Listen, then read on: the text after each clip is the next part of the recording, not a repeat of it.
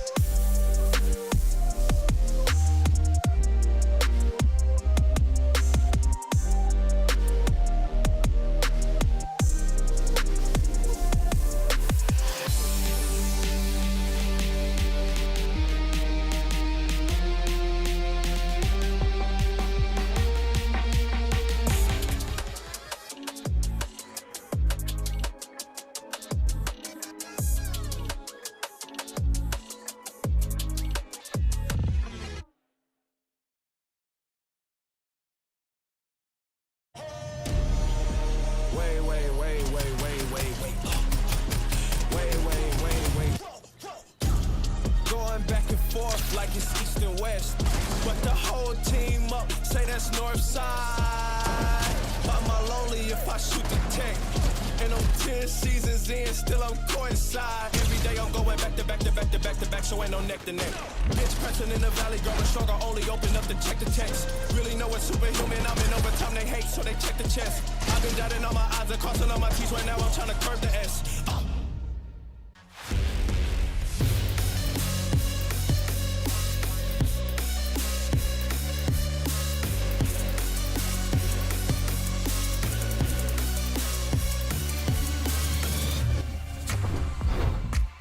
Hello and welcome to the final day of Major 2. We have had already an action-packed day of FNCS and there are just 6 more games before we find out who'll be raising the axe of champions.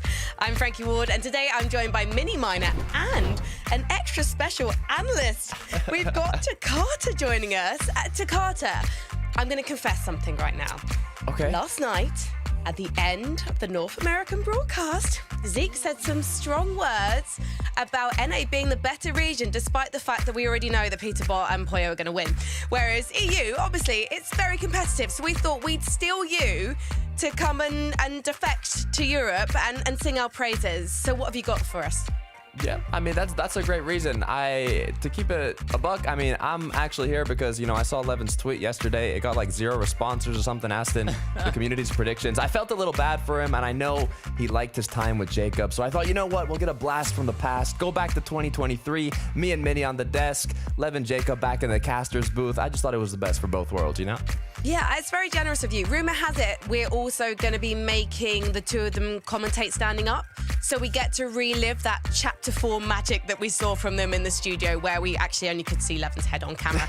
Mini Miner, I love that you've dressed up for the final in a shirt today. Thank you very much. Yeah, there's 2 main reasons why. First of all, it's grand final, obviously. It's a big occasion. Second of all, I saw Vivid on the NA show yesterday looking absolutely fly in his dress shirt. So I thought, you know what? I've got to match it. And I don't think I've quite got to that level of coolness that Vivid is at, but, we can only dream to get to that level. But I think I've just done just about enough. You got that Welsh dragon charm, Mini. Let's talk about the leaderboard situation. Because actually going into the first 6 games yesterday, I don't think anyone would have predicted Twizzy and Vanyak to have the consistency they had to get 2 victory royales and to be number 1 to Carter. Yeah, pure domination from this duo. And it's not like they were gifted zones or anything. Actually, out of any duo in the lobby, on average, they traveled the furthest distance to zone 6 throughout all the games, literally. So they pulled some of the worst zones, but still, Mini, they're in first place. So they're doing something right. They're definitely doing a lot right at the moment as well, because I think, as Frankie mentioned, they wouldn't be a team that a lot of people would have had as their outright winners for this weekend. I think a lot of people had a lot of high hopes, a lot of high expectations about this team going into this grand final, but I don't think anyone would have had them as their first place, maybe like top 5, something like that. But they're absolutely dominating at the moment in terms of so many aspects of their gameplay. Of course, that Mythic Assault Rifle being so useful for them at their drop spot of Brawlers. And as you mentioned, Takata, they've been traveling so far the most out of any team in the lobby. So it seems like no matter what the zone is, they are finding success. My big question today, is that going to be a detrimental thing if they do end up pulling zone? Because we have seen teams struggling for Surge when they do have zone on them. So a lot of questions to be answered today, and with an exciting lineup, I'm excited to see what happens.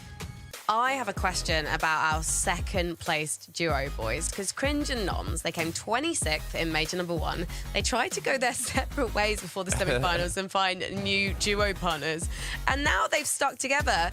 They seem to have found a winning formula that it's working for them, Mini Miner. Yeah, it is. I mean, there was a lot of hype about this duo after last Grands. I think going into last Grand Finals, people didn't really have this team on their radar. Now they most certainly are. And I think the main reason why, particularly from yesterday, is they're a team that are absolutely dominating off spawn. They have not lost off spawn yet. All of those early Storm Surge tags are working out in their favor, Takata, because they weren't below Surge once yesterday. They were 2 of 15 players that did not even see that Storm Surge below threshold. So I'm excited to see what they can do today.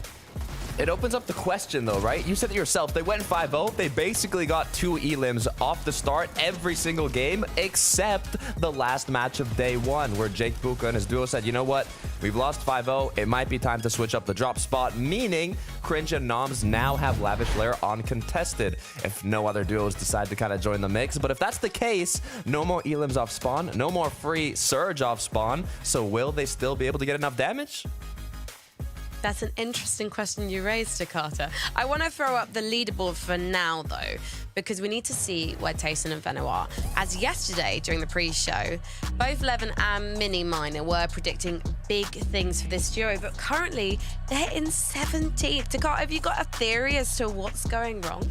It's interesting, right? Because this is a duo, veterans of the EU competitive space, that you would expect to be in first, second, third, a top 3 at least, right? But they've been having a lot of difficulty in the late game. Now, they're getting their Surge, they're getting their tags and everything they really need, but the issue is once they get to that late game, they're low on materials, they're low on loot, they don't have a lot of shields, they're using a lot of resources in the early and mid game to get those tags. Now they're getting them, but once they're there, Mini, they're having troubles in those late games. Yeah, they are, and we spoke to Venno earlier on in the season, and he was highlighting how important and how difficult Surge is. I think that's not their problem. It's the end game where they're struggling. They're split. Look at this from Tayson, rotating to the left side of zone, then getting eliminated. But let's look at that from Venno's side of things. They just seem to be losing that synergy, that togetherness that we have seen glimpses of from this duo. You see that Venno went right side of that zone, Tayson went left. They're trying to find refreshes at the very last minute, and it's really not working out for them. I mean, in fact, yesterday, they only had 3 eliminations out of the entire, all the games after 9th zone. So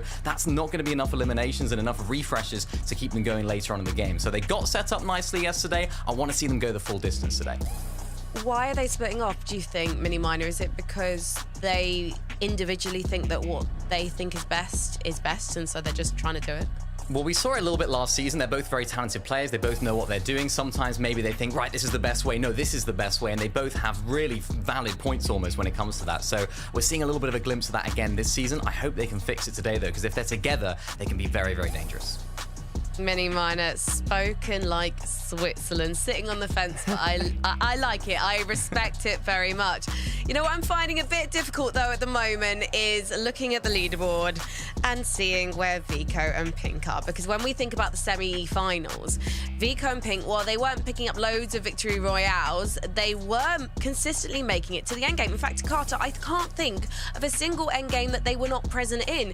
And now, thinking about yesterday, I can only really think about one.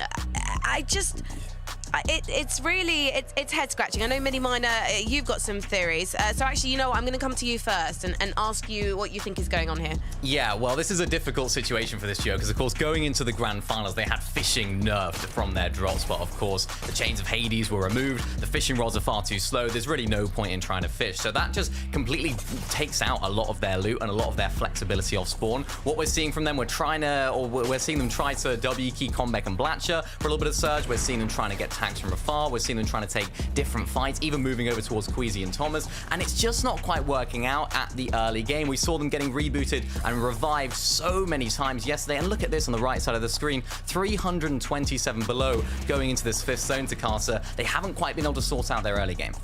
Yeah, I mean, it's like they have the opposite issue from Tayson and Veno. If they're able to get to that end game, they're one of the most consistent duos in securing those refreshes, securing those eliminations in the last moments of the match, but they just can't make it. You said it yourself, early game, mid game, they are struggling to get those tags. They are struggling to get to the end game, but I want to see them there because once they make it to the end game, we know what they're capable of. Yeah, we really are. I mean, I'm looking at their damage ratios as well, which basically deals with how much damage they're doing versus how much they're taking, and both of them are below a ratio of 1, which basically means they're taking more damage than they're putting out. That's in the bottom half of the lobby from yesterday. They need to fix that today.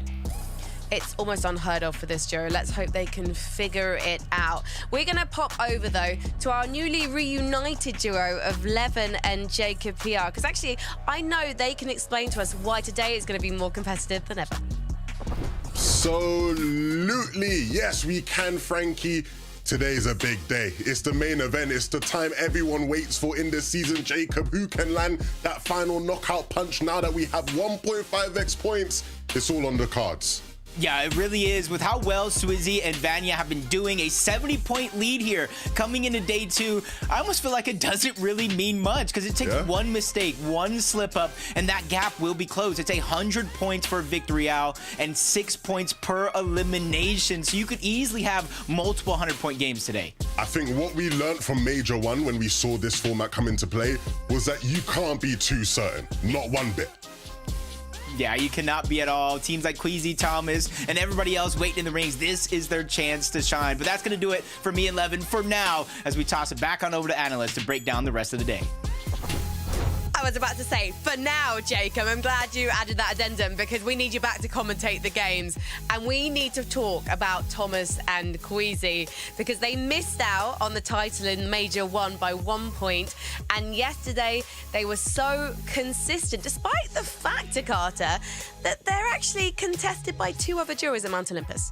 Yeah, I mean, there's 3 duos landing Mount Olympus, but Thomas and Queasy, they've been doing an incredible job, and it's because the work that they put in beforehand, the strategy that they've cooked up to compete today in the grand finals. So if we zoom in here to Mount Olympus, you can see all the duos that are contesting them. It's not an easy situation to get out of unless you're Thomas HD and Queasy. Now, what they've been doing in this early game is trying to get as many tags as possible, using the fact that there's so many duos here early on that they are looking for tags from afar. They're not directly going for box fights initially on these duos that are landing in the surrounding areas of Mount Olympus, but they're trying to get those tags as quickly as possible. And Mini, it's for their game plan later on. Yeah, they're taking advantage of all the teams that are landing there contesting them. I know a lot of people would have thought that they weren't going to do as well. They're placed in 5th place right now. I know a lot of particular maybe coaches in the scene didn't expect them to do as well as they're doing right now, but they're popping off, and this is the exact reason. They're getting that damage nice and early on. They're not taking those close range fights at their drop spot more often than not. They're not afraid to, but what we're seeing, they're actually going back inside of the storm. Once they get all that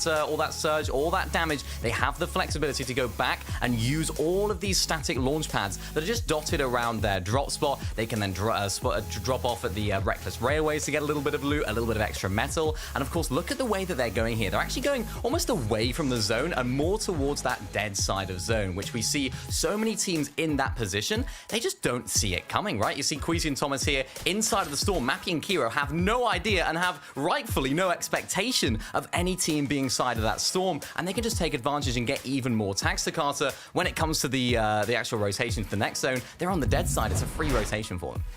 And it really works so well. I mean, you can see one of the factors now of them using being contested by so many duos as almost kind of like an advantageous position for their current game plan. Yeah, it's really exciting to see this duo, especially given the fact that they are not shy of a fight, and given that we've got that 1.5 times multiplier on points today. I think things are going to get particularly spicy when it comes to bunker fights, Mini Miner. Yeah, they're not afraid to take these fights. And I think they're smart enough to understand that, okay, we don't necessarily need to go the full distance. We don't need to get all of the loot that's inside of that bunker. We have the loot already. But in this example right here, we see them fighting against Vidil and Reason, and they're just backing off. They're not necessarily jumping in box. They're not going absolutely crazy, because we know the fighting ability of Vidil and Reason. You don't want to be doing that, but they're just able to get so many more tags. And when they do get these tags, they have the experience, they have the nous, they have the understanding to think, right, okay, let's back off. Let's go back towards our drop spot and do exactly the same thing that we saw from them again, going back into the storm, using that launch pad and getting towards that Brawlers Battleground area where there is even more loot and, of course, more launch pads that they can use. It's not the only team doing it as well, Takata. Of course, Cammy and Seti are doing it a lot as well.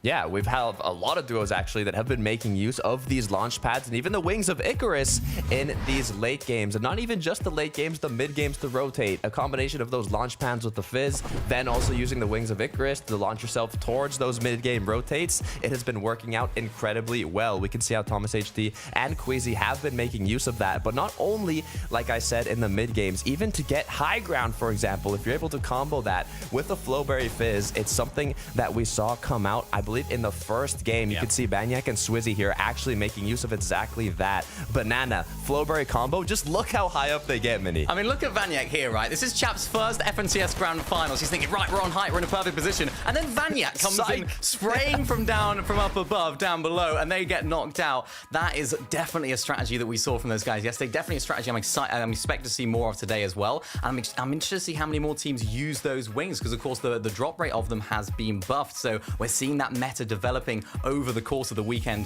I'm sure more teams will be using the wings tomorrow. Today. Takata, we saw Swizzy and Banyak in particular using the Wings of Icarus during those endgame fights. And actually, I think it probably took us slightly by surprise, because they're not known as the most accurate wings when you are trying to dive bomb onto your opponents. But obviously, this duo pulled it off. Do you think they'll be able to get away with that today? Yeah, I mean, I think they're going to continue with their game plan they had. I mean, they didn't get zones gifted to them yesterday. We said it earlier. They had to travel the most distance out of any duo on EU yesterday, and they're still in first place. So even if they have to overcome hurdles, I think they can do it. Amazing. Well, Takata thinks that Swizzy and Banyak are going to have a great day. We'll find out if our casters do as well, because we are ready, guys, to get into game number 7 of our grand finals.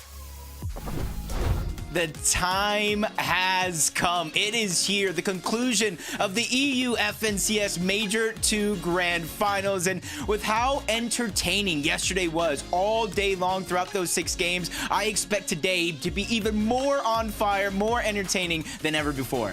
Yeah, ultimately, this is the time that every player wants to showcase what they can do, right? Of course, yesterday was a great place to build that platform, to set yourself up well for today. But we know with just how many points are on the table, it can get really crazy. What you see on the leaderboard now does not guarantee what you will see come game 12.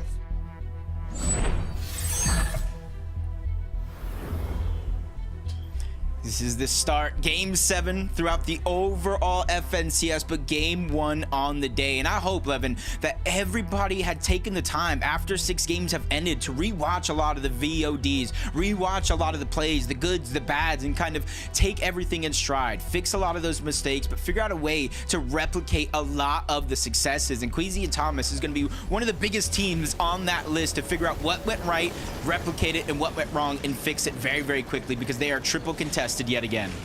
A bit of a scare here as well, because it looks like there's another team jumping into the fray.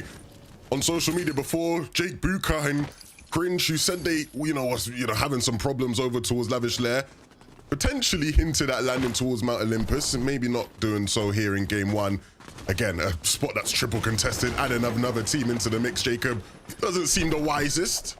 Yeah, and throughout the day yesterday, you saw this fight kind of develop. You saw it kind of advance, went from right out of the gates, players trying to go for surge, to things gradually slowing down, and it caused just a weird dynamic over on that side of the map. But this one, for sure, this is one I'm excited for.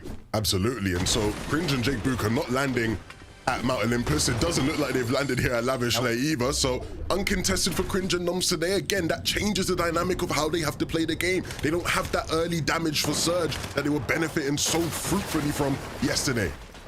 Yeah, it's just one of those things that we were kind of talking about as days progress. People switch drop spots, kind of play a little bingo, some would say, to see which way they're going to drop, as Veno looking like he was going to get aggressive right out of the gates on Podesai and Snazy. Unfortunately, he does choose to disengage, and by looking at the minimap, I really don't see Tayson or Veno's teammate anywhere, so he probably had to get a couple of those shots that he needed, disengage back on up, and as we tune into Veno, yeah, Tayson is lost already. So the struggles that Veno and Tayson for the early game will continue here today. A very tough start. This is not how Veno would have wanted to be going into game one, especially considering these guys ultimately have to have a big comeback day, right? A lot of expectations going into the weekend where that these guys would be near the top of the leaderboards. It hasn't quite panned out that way. And Podesai and Snazy, I'm sure, will be incredibly motivated to continue to put a stain on this FNCS for Veno and Tayson. Yeah, they're fully just chasing. they don't want to give these guys a chance to get back into this game at all.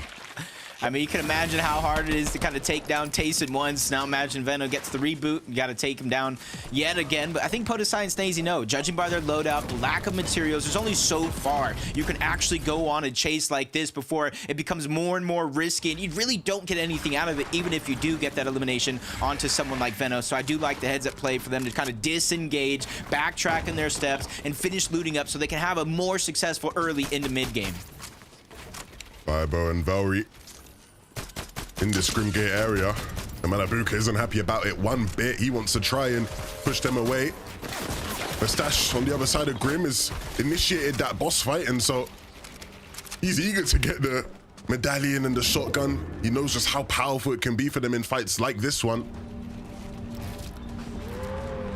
I just want to see them convert just a little bit more on having that medallion and being able to stretch it just a little bit further into these end games. Yeah, they got 7th while contested, but having such an arsenal at your disposal, you got to be able to kind of take advantage just a little further. And this fight between them two is kind of very, very standard. They don't necessarily go 50-50, take each other out. Velry and Firebro do tend to kind of hide up towards the top, build up, and then that's where they kind of play the rest of their game out. Bettini and Chap, another surprising duo, lighting up the elimination feed, not only almost all day yesterday, but throughout the semifinals in general. They're one of the teams that we kind of looked at, maybe a top 5, potential to win it all. And with 1.5 point multiplier here today, they're definitely going to have to pick up the pace, not only in eliminations, but be a little bit more successful, making it farther into these games. Absolutely. When you look at the fighting prowess of Chapentini, they pose a threat in box fights against anybody. Cringer Noms now getting aggressive towards Jakey and Twy, and I think we expected to see this, right? When you're playing out of Lavish Lair and you're not contested, you got to be eager for Surge. You have to roam out of your POI to deal some damage, and that's exactly what they'll do here. Cringer Noms are one of the better fighting teams, and so they won't shy away from a fight. Especially with how well they were doing yesterday. You kind of spoke on it and touched on it a little bit, and that's how you start to build that confidence. It's very, very important for a lot of the teams and players here today to be able to channel that momentum from day one and continue it on here in day 2. And I like the idea because not only they're getting surge from finding a team like Jake and Twy, but they're a potential bunker in this direction as well. Yes, some other teams might try to move in this direction, but at least if you're able to take this team out early, you see nobody else in the minimap trying to third party this could be a huge opportunity, but Noms just over peaks. He gets sniped, and this is their green light to go. And these kind of mechanical errors can be the difference maker. If they go down now, again, they start looking at advantage they have in the leaderboard. It starts dwindling away.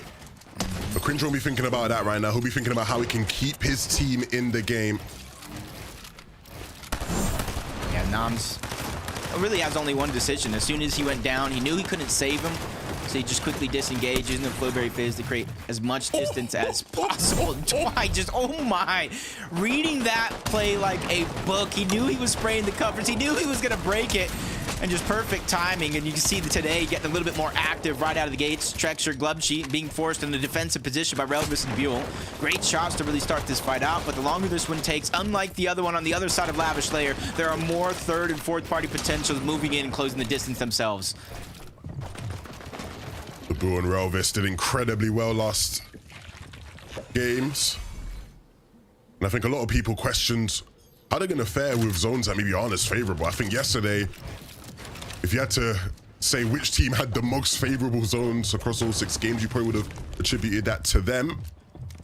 And so now it's time to see where the challenge comes, or maybe they just keep getting zones, Jacob, and we're laughing at the end of the 12 games. Either way, they'll be prepared. And this fight is the first step to doing so. Trexa taking a big chunk of damage. And that's clearly coming from Eclipse and Dexy, the third party in the distance. Yeah, we're from Rebels Roost. They're making their presence known finally, and they know that knock is coming in just now, and they get the double elimination as Eclipse persistence actually pays off, taking out Trexer as well, but a whole nother team. Finn and his duo just now moving in, kind of forcing a lot of displacement here out of this fight, where they once thought they were safe, where they were fighting another team, a couple of third parties, and another shot coming in from the distance. Debule, it's just going through so much right now when things were looking so good a moment ago. And Debule and Relvis will be forced to watch this game.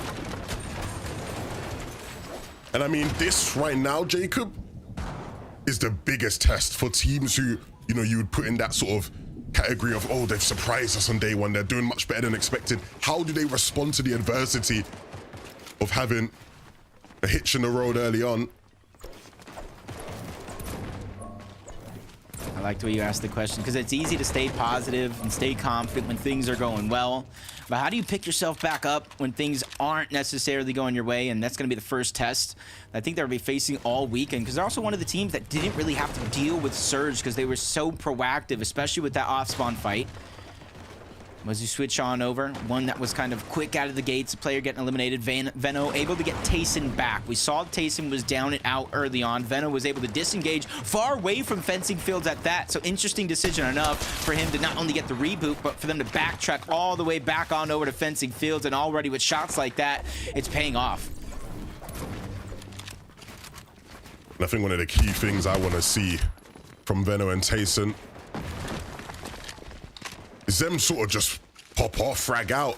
Minimino was highlighting just a lack of refreshes, a lack of eliminations in the deeper stages of the game. I think some of their problems come from the earlier parts of the game, right? Mid-game, being able to get to end-game stacked, but we know what Veno can do when he's on his best. He's one of the most prolific fighters we've ever seen. Surprise, surprise. Vanyak and Swizzy here in the storm, using the wings to their benefit just to get around. I mean, this is a recipe for success we've seen a bunch of teams tap into, and it is definitely benefiting our first place team right now. Yeah, and just the way players are able to kind of utilize it. Pause for a second on one thought. Cringe still looking like he's going through a battlefield, the one that kind of left over from Lavish Layer, trying to scrap together whatever he can to continue to spread that distance. But I just wonder, does he even know that they're still kind of eyeing him, they're tracking him? Doesn't look like they're going to go after him this time around, so Cringe does have a legitimate chance to get Noms back into the game. But it's definitely not going to be easy because he's moving closer and closer in towards the zone, to where a lot of the people that landed towards the north will end up in this position, just like the players towards the east. 100%. A reboot's going to be hard to pull off here, though. You can see on the minimap all the teams sort of around. Jakey and Twy, I think, will probably be distracted by the bunker, but for some of those other teams towards the west, they hear this reboot go off, they will be eagerly awaiting.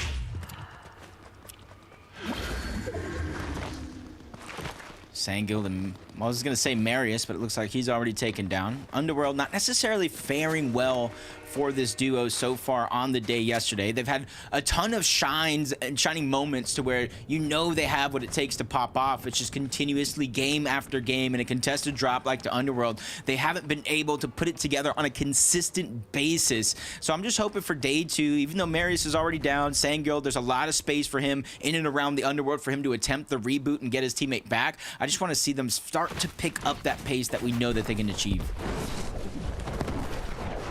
And again, more of those Storm plays. Analysts broke it down. This is what Queasy and Thomas are doing to just bypass mid-games completely, Jacob. I mean, we're seeing a lot of these northern zones, northwestern zones.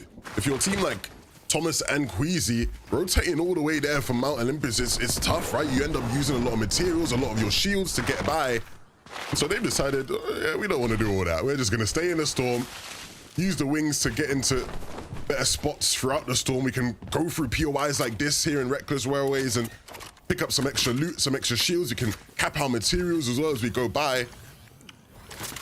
And then we can get into, you know, 6th, 7th zone, stacked, all the mats in the world, and still be up on Surge. I mean, it's pretty ingenious from them. I think the big thing was over the past week, Queasy has emphasized how he's just figured out how to play the game, right?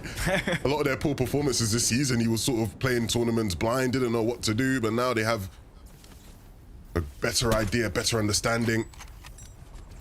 Near miss there from Seti. What's surprising enough, 288 points, how well Seti and Cammy are doing. It's sometimes they're in situations like this where you almost can count them out. Things look bleak, staying so far in zone, and even one of them down, playing as a solo. But so far this weekend, they have shown so much adversity, so much resilience to come back from situations like this. And the reboot, and you were kind of mentioning Queasy and Thomas figuring things out, adapting, and I think that was one of the biggest things that a lot of teams have figured out, that we're not going to heal-offs as consistent as we were before. So instead of being one of those teams where you have to get out of zone, you get on the congested edge, things don't work out for you, you're now able to stay in the zone much longer than you ever have from some of these seasons past, which gives them a lot more time to think and figure out these strategies. And you give teams like Queasy, Thomas, Seti, Cammy, the OGs, the more experienced players time to think. I think that is what's going to be the downfall for other players in the lobby today, when you give them opportunities, when you give them time. 100%. I think the big thing now, though, is that who's been hitting the VODs last night, right? If you went into them, you would be able to see what these guys are doing. If other teams decide to start playing Storm as well, which I think we may see, becomes, you know, less of an advantage, right? Now you're worried about someone being behind you while you're in the Storm. And it gets so messy. That's the beauty of the grand finals, right? The meta, the game, it evolves as we head through these 12 games. Cringe still kicking it here as a solo. And yeah, my suspicions were correct. It wasn't going to be as simple as picking up that reboot card. He's going to have to fight this one out solo. And the fight against Cheeps won't be easy. Cheeps never shies away from a box fight. Oh, do they know? They're wary of it. They place the wall before they go through. Very, very careful. Great move by Crims, but he finally gets boxed off. One of the pathways is going to be cut off, but he's quickly thinking on the fly. And Cringe, the only downfall here is he hasn't really been able to get too many opportunities to get Surge, but the fact that he's been alive as a solo for so long, running around, playing a huge game of hide and seek where they finally find him on the other side. That's Cheeps and Turtle that land such a good first shot, but he's ready to start fighting back, no longer trying to run around and take the fight to Cheeps as he lands just another good shot, backing down his opponent, and he's making Cheeps and Turtle second guess. Is this a fight they want to start and finish, or is this a situation they want to run from, as Cringe once again lands a shot on the run? Cringe is playing this phenomenally. He's really playing like someone who knows the POI, and they just ran out of patience. Cheeps and Turtle decided, okay, we need to just try pinch this guy. I'm tired of just trying to run at him. And when they go for the pinch, he realizes, okay, wait, they're both playing as solos. Let me try isolate a 1v1 and deal significant damage onto them, forces them back a bit.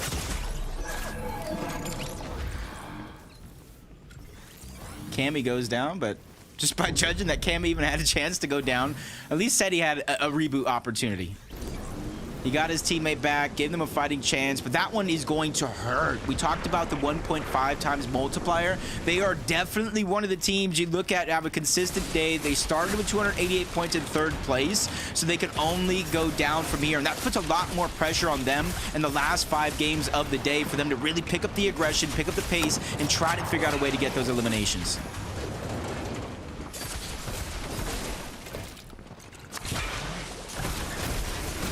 Joan Trulex. Team that's just been progressively getting better. I think we all know what type of performance they had throughout the semifinals. Really waiting to the last moment to punch their ticket to Grands, but since then they have not looked back. Seems like a lot of their experience, a lot of their planning was to come into a set lobby just like this. They found at least 1 elimination so far. Even though Storm Surge is active, it's all about staying above that threshold, whether it's by 300 or 1. You want to give yourself that chance to not have to just run around and put yourself into desperate situations looking for Storm Surge yourself. But glad to see that Noms is back in the game. Enough running around the map for Cringe. He's given himself a chance now to bring this duo power back into the game, in which they've been using almost all weekend long to give himself that 2nd place. I mean, you use the word power. I think that's generous, right? Well, how much power would they really have? Lack of materials, lack of loot. down on Surge as well. They might just be easy pickings for any team that is sitting here on the edge of zone. They're gonna have to really get creative to push themselves back into this game. You know, that lightning bolt in hand, I think Cringe might just have some interesting intentions here. Yeah, he's looking to cook up something. He has his eyes set on ruining someone's game, and it might just be Vico and Pinks. Yeah, and he damages better than none. He actually lands that third and final Thunderbolt. About 80 shield. That's going to get him above the threshold. And like I said, whether if it's 6 or 600, that's where you want to be, because instantly they fall below. Storm Surge activates. Down goes Noms. Unfortunate circumstances for Cringe, because now he's once again left as a solo. The only blessing he has going for him right now is he is center zone on this 50-50. He just needs a moment to breathe, an opportunity to put that DMR to use to try to get some shots at anybody rotating in. And again, I don't want to harp on this, right? But that was the biggest question about them. Now, today, uncontested. How will they fare with Surge? And the first game isn't looking as sweet as it was yesterday, right? So either this becomes a reoccurring problem for them, or maybe just a blip in the long 12 games we have. A replay of Malabuka here over towards Grim Gate. Fighting as he does best, takes down the other Cringe. But he's still playing this one as a solo. Mustache is down. Isn't necessarily too bad of a situation, because while everybody else here is rotating the zone, trying to get their spot so they're not the last ones left, that's given a lot of space and a lot of freedom for Malabuka to actually go for the reboot or reposition with any of these launch pads on top of Reef Island to a reboot that he so chooses. As we tune on board first place, Swizzy, Vanya just going through a little bit of struggles here, getting targeted around the lobby. It does look like they're going to be able to hold their ground momentarily. 500 damage above that Storm Surge threshold. They really have nothing to worry about other than the rotations. Yeah, and I've loved watching these guys play. So aggressive. A lot of the time it feels like watching what Malabuka and Mustache would be like if they decided to be a height team, right? And commit to that type of play style. Very ruthless, very forceful, but it works out. I'll just toe tagging some players, just getting damaged any way that he can. And this is where you're going to see it really come into play. As this zone does move a little bit up those mountains, you see the flow berries, you see the Wings of Icarus, something that's been popularized so much this weekend. That's going to be the biggest tool in their tool belt, and it's been the biggest tool with the zones that they've had all 6 games yesterday in finding that success.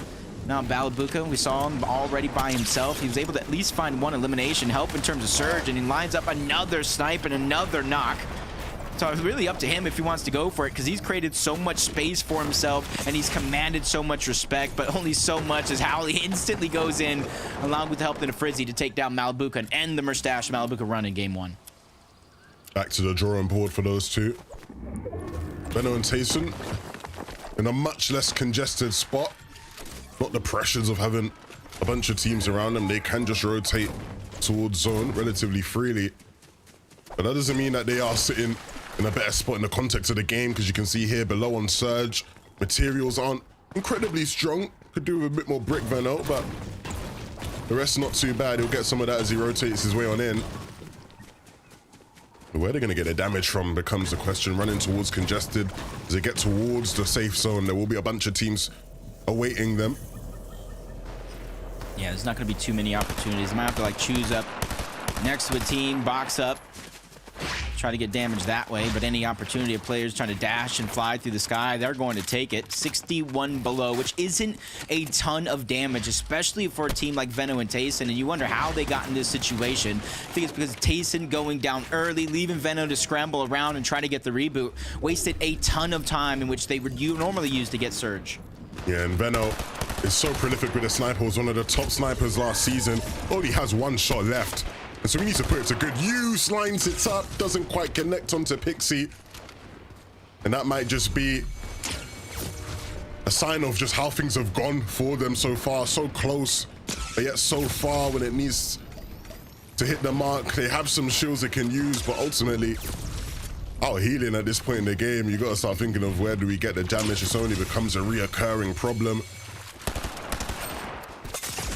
Yeah, because even though 2 players need to go down before it deactivates now, Venno was hoping he wasn't going to be one of those two. Big snipe. Tayson goes down immediately after. Great plays by Twy to really make that happen, because the hunted have now become the hunters in that situation. And look what we have here. With Deal and Reason. One of the most prolific teams on their day in EU. Way above on Surge. And looking to try and have one of their classic big end games where they have high eliminations. 7 already in this game is not too shabby, especially with just how much more valuable the points are today. Maybe we can get a look into how they picked up one of those elims. Yeah. Taking down Swizzy, one of the top dogs. So that now makes this end game that much harder for Vanya. It's like they're cooking up the perfect recipe in order to close the gap. You're getting a little bit more aggressive, getting those eliminations, then you take down first place, or at least half of it, leaving Vanya by himself. You see him just bound to very little builds as well. The biggest thing is the little charges he does have left on those Wings of Icarus, and because he's done so much damage so early on with his duo at the time, he doesn't have to worry about Storm Surge, so he's not really making any risky peaks, or at least ones that he doesn't have to until he has to rotate.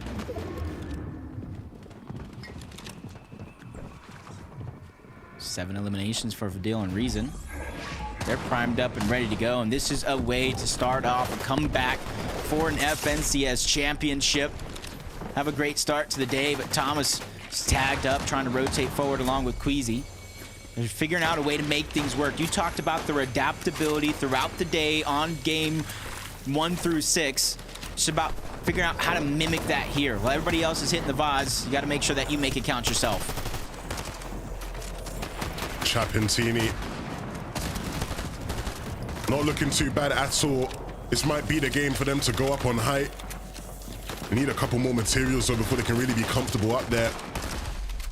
Thomas and Queasy won't have any high intentions with the loadouts they're working in right now. This is about trying to get a refresh, trying to get some materials that can keep them in this game that bit longer. Team was hiding in the bush. They got a couple more big bush bombs as well, waiting for the last moment to where they use the wings yet again, and that gives them so much distance to cover, but Queasy gets lost, separated from Thomas. They saw him land in the bush. They're just firing aimlessly from above, forcing him all the way down low into the water, which is a little bit of a blessing in disguise, because now Thomas able to get those dashes, but without very many builds, forced to use the big bush bomb, and he is just jumping around the water, trying to stay alive and try to get as many extra placement points as he can. He's found a bit of space, a bit of composure, but I don't know what he'll really be able to do with it. Such a dire situation. Players all around, and eventually Thomas will fall. It's for Strokey and Robin who have decided to take height in this game, and we'll see how they can use it. Yeah, going up that mountain, that's going to give equal opportunity for anybody to Flowberry Fizz their way up. Bounce back for Vanyak on the zone. He's able to get the blessing of the elimination. He's just trying to survive the onslaught. What little builds that he was able to get instantly being poured out to try to protect himself. And once again, he is fresh out, 32 HP. He just needs seconds here, Levin, to pop the Flowberry Fizz to give himself a fighting chance. When your teammate goes down at the start of the end game, a lot of the time, it looks like an impossible task to stay up. Vanyak has already done a great job to get here, but can he get any more? Can he hold on to that lead? Keep as many placement points as he can. He's running about on all these layers. Nobody's noticed him just yet. He's right next to Howley. They've gone out of that box. He's safe for just a couple more seconds here, Jacob. Yeah, quickly crouches, trying to hide as much audio as possible, going through unnoticed. These placement points are huge with that point multipliers. Vanyak trying to keep that stranglehold over that first place. A couple more teams and players going down low on the low ground, but he has been finally spotted out by that high ground. But again, Levin, he's going through unnoticed. This is an absolute masterclass of how to play hide and seek in a Fortnite endgame. I mean, he has survived for much longer than he should have been allowed to stay in this one. Finally gets chunked down a bit, and that's going to force him all the way onto low, but the dashes allow him to move around a bit quick. 9 HP will be his doom. He goes down. Vidal and Reason will be the ones to pick that one up. And finally finish the job, because they're the ones who originally took down Swizzy as well, pushing themselves into a top 3 situation, already having 13 eliminations as a team. They're ready to seal the deal, make it 14 as Jastru gets taken down, but attacks from above. Reason finding some struggles. It's Fast Strokey, it's Robon dropping down at the perfect moment to take the game by storm. They really capitalized on what was a chaotic endgame. The fighting at the end was so electric. They said we gotta get in on all that action, and they did it at the perfect time. Wow, Robin and Frostroki are always a threat on height when it's available. We haven't seen them much so far this weekend, but they swoop here in game number 7. And you got to give them all the credit in the world for that patience, not dropping down too early to join that mess on the low ground. They already knew they had it in the bag, and they just needed to seal the deal, in which they did with ease. And that's going to be huge. 1.5 times multiplier. The win alone was 100 points in itself. I mean, again, when you're looking at that end game, Jacob, it was huge from Vidil and Reason below the pop-off they had. But Frostroki was the one that put it to an end there for Reason and Vidil. He swooped in at just a perfect time, and they didn't even actually get that final elimination, right? It just sort of all fell into place for them. A big game for Robin and Frostroki, who are another team that is fighting their way back into this competition. Yeah, and you got to give them a huge round of applause, because that is how you start to build that confidence. You start to build that momentum. There is still 5 more games left to play today, and you cannot fizzle out early. Well, let's break down all that action and see how the leaderboard has already started to shake up. Frankie, what you got for us? Well, I've got 2 very excited analysts, because what a way to kick off the final day of the second major of the year, boys. And it was fantastic to see Robin and Frostroki taking that early high ground and managing to hold on to it so securely. They made it look kind of effortless to Carter.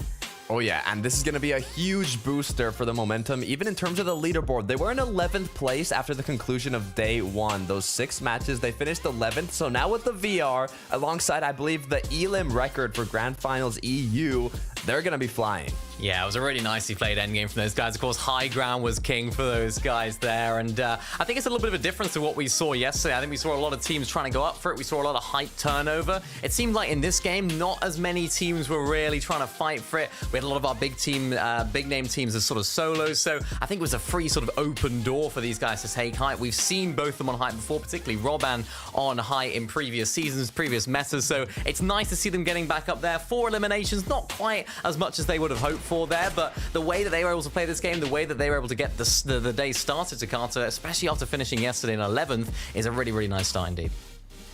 I mean, you can see just securing the VR is more than enough points to make it happen. We didn't see a crazy play like we did yesterday with the Wings of Icarus, but it was just calm, collected consistency from above. They didn't have any struggles holding that high ground, even if people were attempting to contest them. They shot from above, they rained from the clouds, and they came down victorious. Just one of those things. Do you think that it was worth it to stay up on the high ground? Obviously, it was worth it from the perspective of the victory royale, but given how important elimination points are, do you think there needs to be a balance mini-minor of that Vidil and Reason elimination record, 14 elims to their name, second placement kind of play style with that safer but secure play style of Robin and Frostroki?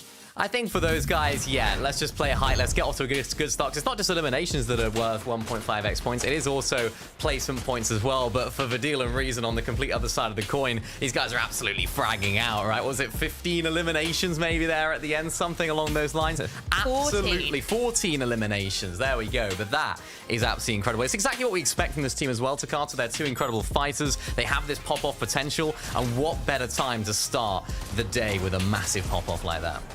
Yeah, I mean, if I have to pick and choose as well between a first place 4 elims or a second place 14 elims, you know, I'm going to pick the 14 eliminations, right? And you can see how that shifted the leaderboard as well. Vidil and Reason now in second place and Frostroki Rabam 4th. Yesterday, Vidil was 10th, Frostroki was 11th. Now both of them in the top 5.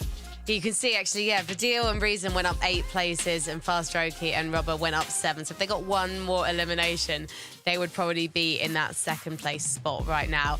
Swizzy and Vanyak, though, we have to give massive props to Vanyak, because him and Swizzy, they were not shy in taking fights as we headed into the end game. Swizzy goes down. Vanyak was playing hide and seek with the rest of the lobby and managed to secure 4th for the team, Takata. It was such an incredible performance. Yeah, I mean, it's what we talked about before. Even if they have hurdles, they overcome them, right? They had to travel the most distance yesterday, so even if today they have, you know, difficulties with Surge or whatever, they're able to do it. I mean, they manage it. They get to the end game and they get those points needed to maintain that consistency, and that's why it's making it look almost like NA right now with the difference between first and second place.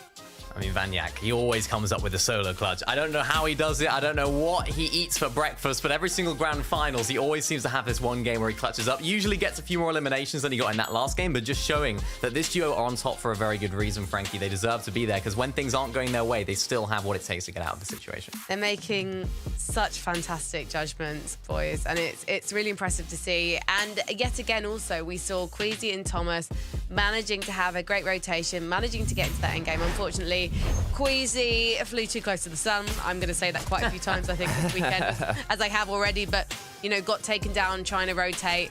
And Thomas, unfortunately, wasn't able to get eliminations. But it wasn't a bad start to their day 2 campaign, Mini. Yeah, not at all. I mean, you saw them on the leaderboard right there. They're kind of treading water at the moment. They're not moving positions. They're not moving up. They're not moving down. And, of course, with both players, or with Queasy going down early there, it made it difficult for both of them to actually make a decent end game out of this. The way that they were playing, though, that entire early game allowed them to get to that end game. As Levin mentioned on the cast, they're just bypassing that mid game. They don't need to try and fight teams, go for too much surge, as they get it all done early and then stay back in the storm. So I'm expecting to see lots more end games from this team. This is not the end for this duo when it comes to getting to end game, and I'm sure they'll get there and have a little bit more success in the future games. Yeah. I mean, 100%. But you even saw there, Thomas HD in 8th zone had 85 builds to work with. 9th zone, he had like 7, 6. So something, you know, clearly caused the difficulty there. But the positive factor is that they got to that end game initially with a good amount of materials. So if they can do that consistently, then I'm sure that they can get it done. And Thomas, historically, he's always had a better day 2. So the fact that they didn't have a bad day 1, a very consistent day 1, should really be making Queasy a happy in-game leader right now. I'm curious to see what's going to happen to Cringe and Noms, though, as we head into game number 8, because Jake Booker and King Cringe, who they were farming for Surge yesterday, have changed their drop spot to Mount Olympus. And I do think it showed in Cringe and Noms' performance, especially as Noms went down early. So let's see if they have a better start to game number 8 as we head back to our casters. It is Jacob and Levin. Thank you very much, Frankie. Look, that game was a big warning to the rest of the region, Jacob, because what we saw from Reason and Vidil was just how powerful this format is. One big pop-off game can change everything for you. Yeah, I mean, with how well they have been placing, though, they need to be careful because of this format. As long as Swizzy and Vanyak make it into these late games, they turned a 70-point lead to start today to almost a 120-point lead. Hopefully, somebody could slow them down. We'll find out if anybody could be that team with game number 2 starting now.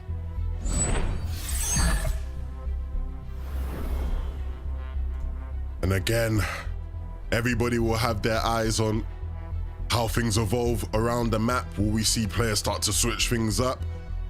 Will we see players continue their reign of aggression? Will we see another Northwestern zone? I mean, Swizzy and Vanya got to be thinking, come on, someone at Epic got to do us a favor here. They managed to... I was going to say, I'm not sure them getting zone will help them as much as traveling, because the way they are moving through the zone, they get their early game surge with the teams that are around them, maybe even taking advantage of the triple contest at Mount Olympus, and then they are so late to rotate out that they avoid every single mid-game fight. That's going to allow them to stay alive as long as they have. So honestly, we're going to need somebody to notice Swizzy and Vanyak early if they have any attempt to take them out. And this becomes interesting here. You see Queasy and Thomas landing towards the middle. Destru sort of landing on that south building. There's a bit of a switch up, right? Yesterday in the 6 games, Queasy and Thomas had more access to that building. And so we'll see if that maybe is a potential weakness in some of their early game plans over at Olympus. Marco and Asa not having the best of times here against Volko and Vortexes off spawn. Asa's already down, and that leaves Marco to run off and try to keep this game alive. Yeah, I just only hope he gets the reboot card, because then he has the space to try to get the revive and get his teammate back into the game. Otherwise, he's gonna have to go right back into Volko and Vortexers as we move on over to Snooty Steps. A fight that we've seen kind of be touch and go throughout the day yesterday. Some of them 50-50 straight out of the gate, others being so prolonged that kind of both teams survive with very, very minimal surge, and it does look like Sky and Scroll are looking to just be a little bit more aggressive in this game. They want to try to get these early eliminations, get the 6 points per instead of 4, try to climb up the leaderboard, because 244 points, that's not a bad place to start the day.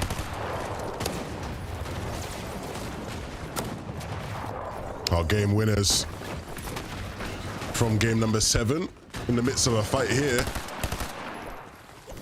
And it looks like one that they have quite some good control over. Wow, Robban is an absolute monster sometimes in box fights. And he makes sure not to overcook either, allows for Strokey to come in from behind and close things out. That's going to be some nice damage to start off this game. Yeah, it's definitely going to help them be a little bit more smooth sailing, especially if they have to travel far for this next zone. Just jump back on board, Sky and Scroll. The tables have been turned. Sky seeming to be on the back foot. That's 2, something the other side that's looking to get a little bit more aggressive. That wasn't the original team that Sky and Scroll were actually fighting to start this game off. It was a third party. They wanted to interrupt it and really try to take advantage. Unfortunately enough, all they've really been able to do is separate Sky and Scroll, which if they could take advantage of this separation will be good. Otherwise, it looks like they have reunited. Tus and Kami looking to try and get some early damage off, get a leg up in this fight. And again, just wary to make sure he keeps an advantage when it comes to the angles, doesn't want to overextend, give them anything to work with. Very, very minimal angles, and you see them playing very, very careful. They know how contested that drop actually is, as Vidil just gets a huge beam on an opponent. That's Icy's traveling from Mount Olympus. He was trying to get out of that contested drop, ends up going against 2 heavy hitters today. They already made it far and showed some life in that last game, and they're looking to get 2 more eliminations. That's 12 more points, and this is how you close a gap. And I mean, this just works so well for Reason and Vidil. I can't imagine Doom and Icelis are walking out of Mount Olympus with the most amazing of loot after claiming, what, 1 building? You know, it's probably not looking too good for them. So in most cases, Vidil and Reason will have a leg up in this fight. And on top of that, they are 2 of the better fighters in the region, which always helps, right? Oh, it helps tenfold. Demands a lot of respect. Just knowing you're going against them might do things mentally to inexperienced players, but Icy, nice job fighting back while being pressured, still being persistent, trying to push Vidil back more and more. Reason on the other side is just trying to accumulate that additional angle, close out options for their opponents, and take away the piece control. As Vidil just kind of regrets peeking there just a little bit too soon, but Reason still having a whole fight on the other side. It doesn't look like anybody wants to let Vidil breathe that easy. And I think Reason's destruction on the other side is allowing him to create this space and heal up as much as possible. Felt for a second there like Vidil could hear me. He was like, yeah, Devin, I am one of the best fighters. Let me just ego peek this guy and not worry about angles whatsoever, and it costs him. That Flowberry Fizz is going to have to be used. Almost makes you wonder what this will do mentally for a team like Doom and Ice, thinking they can leave an triple contested drop and try to find loot elsewhere, and then you run into a whole nother team. It might make them second guess the decision that fight for the loot, fight for Mount Olympus. You might have an easier road, but that's the mental games that Fortnite does to you, especially going up against a team like this who is consistently finding the angles to try to make you pay. I've got to say, Doom and Icelis have definitely done much better to long this fight out than I would have expected. Yeah. Again, they themselves are just sticking close together, always ready with 2 shotguns out to try and capitalize on this pinch Reason Vidil are going for. And again, right there on our screens, it takes place. A trade now happens, and it's Doom versus Vidil. Doom has the HP advantage, though. And so Vidil's going to try and get the up with some angles through some window peaks, trying to control this stair. And this really has gotten shaky for the Germans. Vidil, though, with some counter-aggression. Again, just not letting go of this fight. He's trying to even the odds. Just doing the best they can. You know, Reason's just on the other side of that build. It's like a game of chess between the two, and this is where you kind of play and toy with the idea of the revive. Doom took the bait, tried to go in onto Vidil, and he just sent him right back to the lobby. And that is the difference between cold, calm, and collected Vidil versus Doom. I mean, even without the HP advantage, Vidil just never shook, never wavered in the moment. And that was a difference maker. Again, that fight went a bit longer than I think they both would have expected, but the outcome is the one they would have wanted. And it might help Vidal and Reason just a little bit. Yes, they had to use extra resources. It got real dicey with Reason going down altogether, but now you got to imagine what that's doing to their overall surge, giving them a little bit more freedom. And plus, if that bunker does spawn next to them, they can even stay in and probably outlast a team like Queasy and Thomas. We've also seen contest a very, very similar bunker because they have the surge and Queasy and Thomas might not.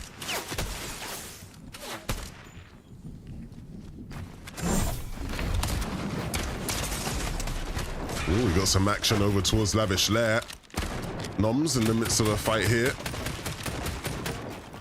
And this one that they look like they're going to be winning, yeah. Nicely closed out. I think any team by now has to learn, if you're landing in and around Lavish Lair, they're uncontested, so they're going to look for that surge. And again, a much easier fight than the one they tried to get onto Jakey and Twy last game. That damage could be the difference between them having a good mid game now compared to the shaky one they had in game number 7. They start to slowly but surely build up that confidence. It's only one elimination, so they know somebody is a solo running around here. We know in the minimap it's probably that player moving towards the west, deep in the zone, that's trying to get his reboot, but they spot out a whole nother team. And this is where they have decisions. They're in zone, they're on the edge, not too many other teams in this distance. If they wanted to take the fight, ideally it would be isolated except for maybe one other team in the distance. Ooh. Things got very messy here over at Snooty. Sky looking to pick up the pieces as Scroll is no longer here. The reboot will come off. Yeah, and it's Tus and Karmi that's in the distance.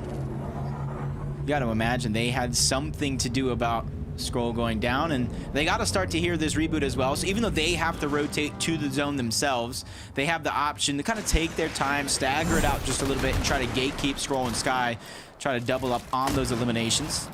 But from one side of the map to the other, you know how active a lobby like this can be, especially with so much on the line. Destu just trying to run, and that's the other side of that Mount Olympus. All those Mount Olympus teams really struggling to get anything in these games. I mean, all of them looting up and leaving and running into teams who just do not want to play any games with them. And that'll be nice for Voltx and Cool, who did, again, much better than I think most people would have expected after day one. See Storm Surge being a little bit later on. Yesterday we were seeing it sometimes in Zone 4, typically in Zone 5 throughout the weekend. It does look like we're going to get Zone 5 Storm Surge, so you do have some more time to kind of prepare. When that zone does hit and the Surge does activate it, we'll try to bring it down to about 60 players, but Voltiax and Psycho, they're just trying to be ahead of the game. They see Axe Force, they Cloudski boxed up on the side of a boat, and they think this could be a sign of weakness for them to try to engage on this. Just backing up a bit. I was curious about how they would get their surge, right? Because Voltx and Cool landing sort of all the way in the bottom right of the map, so the east of Brawlers Battlegrounds. If I'm being honest with you, Jacob, I did not expect to see any team doing well out of that spot. It's such a tough spot to play out of. But they've been doing very well from there. Yeah, just kind of looking. They have a couple launch pads they can use, especially if they find a Flowberry Fizz to make the rotations a little bit easier. Very, very similar to Swizzy and Vanyak, but they kind of go on foot. There's Queasy and Thomas. Feel like the only team that might be left in the game from Mount Olympus, and they haven't rotated far. That might have been the key in this game. Yeah, and this zone is a bit different for them, right? They obviously pulled the zone, so they decided to base up here at Mount Olympus. And Thomas has actually taken the Mythic, right? We've not seen that at all from these guys. Actually opting to take down that Mount Olympus boss and pick up the Mythic DMR because, yeah, they want to do just this. They want to sit in this base and Thomas try and get tags from afar. That'd be best case scenario as well, because as we saw, the two contested teams went different directions. One behind Mount Olympus, one just in front. Both of them already got taken down, which leaves a lot of flexibility as Frizzy and Howley meet their maker, getting taken down by Pixie and Walks, not too far off from their original landing spot. And this is where they typically do get their Storm Surge. They like the third party around Classy Courts. They use the elevation from their split drop, try to get some early Storm Surge shots. And if they get enough damage, that's where they start to feel confidence to go in, finish a fight just like that. Even if it means staggering themselves as far as they have deep into zone just to get their rotation. Seti and Cammy, a shaky game, one of the day. But here in game number 8, the second of day 2, things not looking too bad for them at all. Materials looking mighty fine for Cammy, and I'm sure similar for Seti as well. And they'll just keep rotating on towards the south here on this dead side of the zone. The pad here as well that they can use, combining that with the fizz to get towards brawlers. And a lot of the games yesterday they were actually breaking that pad, stopping anybody else from using it, Jacob. So we'll see if they actually do that again here once they've landed. Yeah, they've always been kind of known taking the slow rotations towards the outskirts. And because of where they drop, even though there's not a full-on contested fight, there is a couple other players landing in split drops around them that allows them to get very, very minimal but surge damage for positioning just like this. And since they know that the zone is moving from the west all the way towards the eastern side, they're banking on players making a very, very similar rotation as them, whether they use the water or other launch pads to try to get a least congested side. Well, I mean, yeah, even if you just look at how they're playing dead side, right? They must have a lot of surge. They must have done a lot of damage already to be that confident to sit in the bush where nobody else is going to be.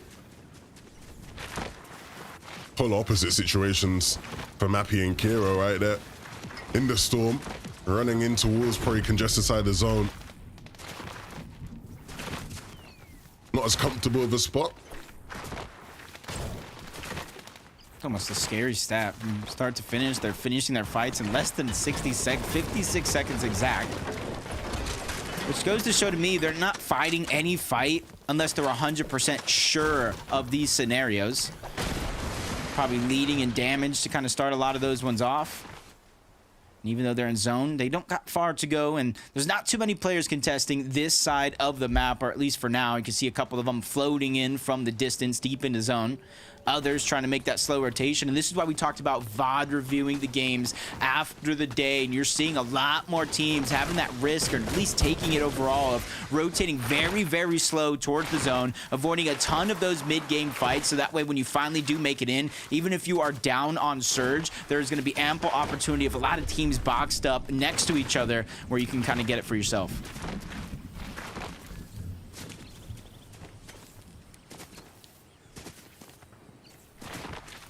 Trulex and Chicho as a team, they kind of made a lot of those surge towers popular, building them so high in the sky.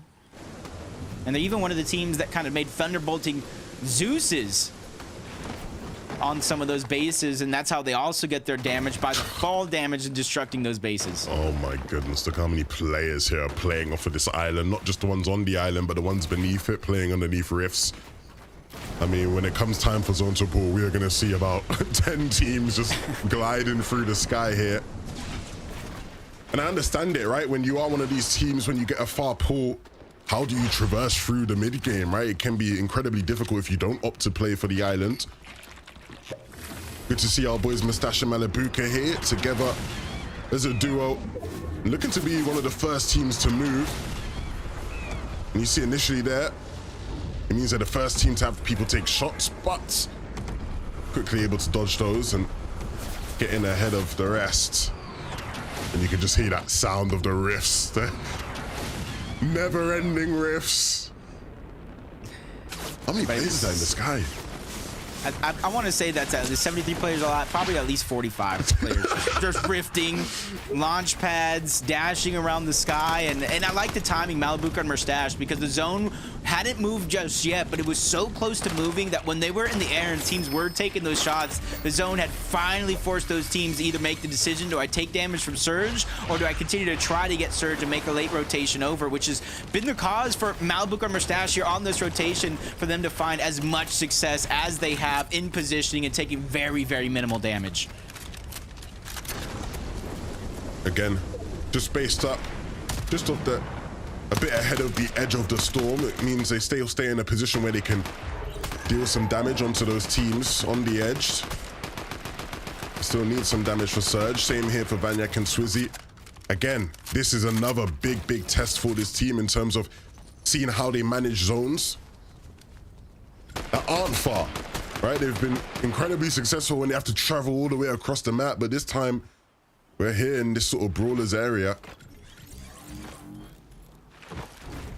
We saw Cammy and Seti rotate too, probably about like 10 minutes ago, trying to be the first ones there. And the spot they've picked, they're literally in the center of the zone. But you got to know, with a zone like this, with more of a half of the map on the south side, we got to have some sort of a northern pull, maybe even towards the west if it does become drastic, going off the island into another island. But a lot of the teams need to start collecting this information and preparing accordingly, because you don't want to be the last one to start to rotate in a zone that goes up or down any one of these mountains.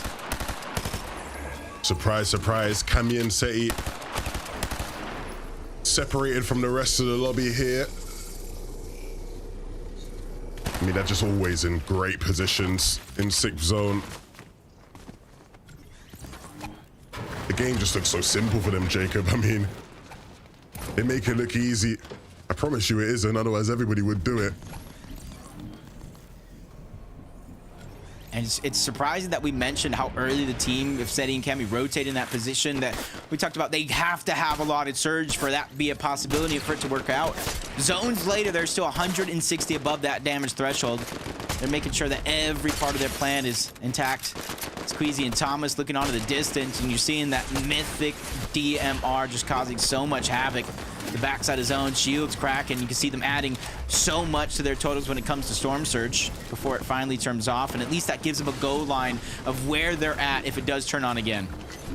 I mean, the pullback was perfect for Cringe and Noms, but unfortunately Noms being down means that they aren't going to be able to make use of this favorable zone pull. And in fact, Cringe is just going to start getting lobby sprayed. Yeah, a bunch of different teams now taking shots at him. Fortunately, none of them were using water bending. Would have been even worse. That would have been easy to get some of those shots through, but I think they found a lot of success here, not only getting some of that damage. Look at the builds. He's expended almost every last ounce, every piece. Doesn't matter what he finds from here on out, because it does look like he's getting targeted by Sato and Cringe and Noms. The day 2 struggles will continue as they go down.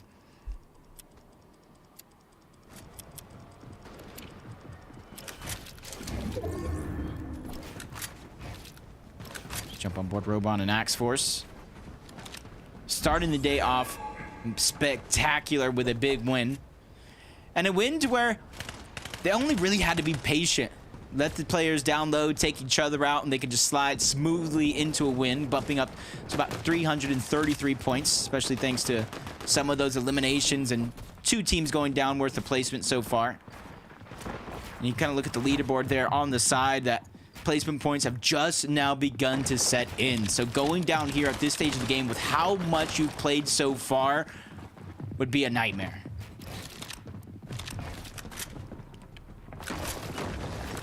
I'm really excited to see this end game for Vanyak and Swizzy. I mean, this is the kind of game where they can really start to build up a lead. I mean, with Reason and Vidil being on and in this game and looking strong, they'll still stay behind, but ultimately, Vanyak and Swizzy are continuing to just make consistent end games.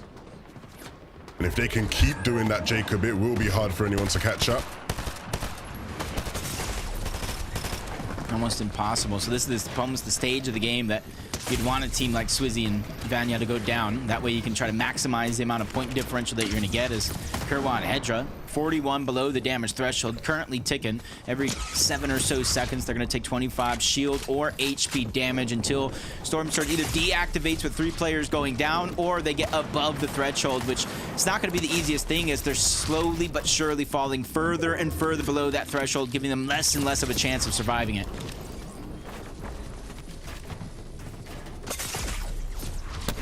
This is a really tough spot to be in, yeah. Try to get some shots off when players rotating, but lack of players around them makes it really hard. CZB and Nathan come strolling through, but They ain't got the HP to fight yet. They will just get taken out. Kerr doing his best to fight with that banana pops. And the Navarro might get some free loot here as a result of that one. And look who's posturing for height, Jacob. Okay, Cammy and Seti. We've been bigging them up this game because the setup just looks so perfect from the mid game. And they are just barely above Surge, but sitting here on top of height means they'll get opportunities to deal with that damage. Yeah, see right there. Been a Navala coming through. They'll be able to get some tags off on that if possible. Mustache and Alabuka down there as well. They gotta be careful. Alabuka actually getting taken down. Man, because of where the actual landscape is, players are going to have to choose to go in between crevices, in between mountains. So there's going to be few and few people as this zone continues that will be able to look up and try to contest a team like Seti and Cammy. But there is one right here, Swizzy and Vanyak, that I feel like have everything in their arsenal ready to contest, but with how well they've been playing so far on a consistent basis, just kind of going through from one zone to the next, using the wings, combining it with the Flowberry Fizz that can cover so much distance like this, making the rotations was the easiest in the lobby so far. What a rotation, that was super clean. The wings get them into a nice spot. And again now, gives them an opportunity to build that top out, maybe find some opportunities for refreshes. Reason and Vidil again eagerly looking around for players to capitalize on as well, and I think they've spotted some potential targets. Vidil again being his aggressive self, just dropped down onto the wall instantly. Reason urging him to come back up. On the side of the mountain, everybody just trying to sprinkle and waterfall down, recycle as many of the builds as possible, because you see almost everybody is running thin on those materials, and as soon as Robon goes for a little bit of a peek, tries to make a play, he instantly regrets it. That was Vanyak and Swizzy who start to aggress on that situation. A lot of damage being dealt. They're looking for the elimination, but things turn sideways. Swizzy dropped down to 47 HP until he's eventually knocked down altogether. You see him instantly passing on over those resources because he knows Vanyak cannot be the hero and save the day, at least not for now. And we praise them for their aggressive play style, but that is sometimes how it goes for you. You can overheat, you can overcook. And so now we're in another game watching to see whether or not Vanyak can get another solo clutch. These are the moments right here that a champion is made in Vanyak, to where he's just outlasting these solo points, where this is an opportunity for everybody to really pick up the pace and try to close the gap. Vidil goes down. Reason is hunting for eliminations, trying to get the resources, even if it means staggering himself back in the outside of zone. Yeah, Reason doing his best now to clutch up. And I mean, it's a nice spot for him to be in as he gets up the hill. A lot of players still down there. Oh my goodness, yeah. No solo clutch for Vanyak. It'll be Cammy and Seti to take him out. Queasy left alone with no HP, and he will eventually fall as well. Everyone just dropping like flies. And Seti and Cammy are the real beneficiaries of this one. The zone pool was perfect for them to just sit above as everyone scrambles up this hill. Mappy, another solo that gets taken down. And it's finally a game where Veno and Tayson look like maybe they can squeeze some good points out of this one. Yeah, it's the top 10 where you get half of the points. It's the top 5 where you get 75% or more of those points. So everybody here in this game is just making every single second worth it, especially Seti and Cammy on the high ground. Even without the water bending, they're putting down an immense amount of pressure, forcing everybody down here to interact with one another instead of looking up. Loving what I'm seeing here from Tayson and Veno. A nice find. And those materials will just keep them pushing, right? The goal is to here get to the 2v2 situation and then try and beat Seti and Cammy out on height. But they got to start clearing out some more of these solos here, and we are at that stage, we are at that moment. Seti, Cammy versus Veno and Tayson. Who will be able to find the finishing blows? Cammy's just not scared. He's ready to drop down, forward, in and out of the zone, but there's a lot of space being commanded by Venom and Tayson on the low ground. But the inevitable will happen. These two teams will drop down low, but Cammy, he's taking most of the damage. Great shots by Veno, and he finally sealed the deal, taking down Cammy, but he's in a 1v1. Tayson gets traded out, but easy peasy for Veno as he closes out the game. Veno has been in many 1v2s against Seti and Cammy. He knows that feeling. He's been here before, and he won't let that moment pass him by again. A big win. win, a statement win for Venno and Tayson. And that is how you really pick up the pace and start to build that momentum. And it was you, it was Minnie, it was Frankie on the desk talking about, do we press the panic button? How early is too early? Well, Venno, he probably went over to your house, he heard you talking, he took that panic button, he threw it right out the window. He said, nah, not in this major. No panic button for us. I mean, that is huge for them, right? Talking to Venno before the competition today, he did not sound in high spirits, right? He was starting to feel quite down about the situation that they are facing. And it's good to see here in game 8, they get the right cards dealt to them and they play the game perfectly. A big win here for Venno and Tayson. And surely now, again, that keeps them fighting in this competition, Jacob. And that's what day 2 is about. Can you have that pop-off game that pushes you into the top 10? Yeah, it is going to be huge because that was over 150 or so point game for them, moving up the ranks of that leaderboard. But let's throw it on over to analysts because there was so much action to break down after that game.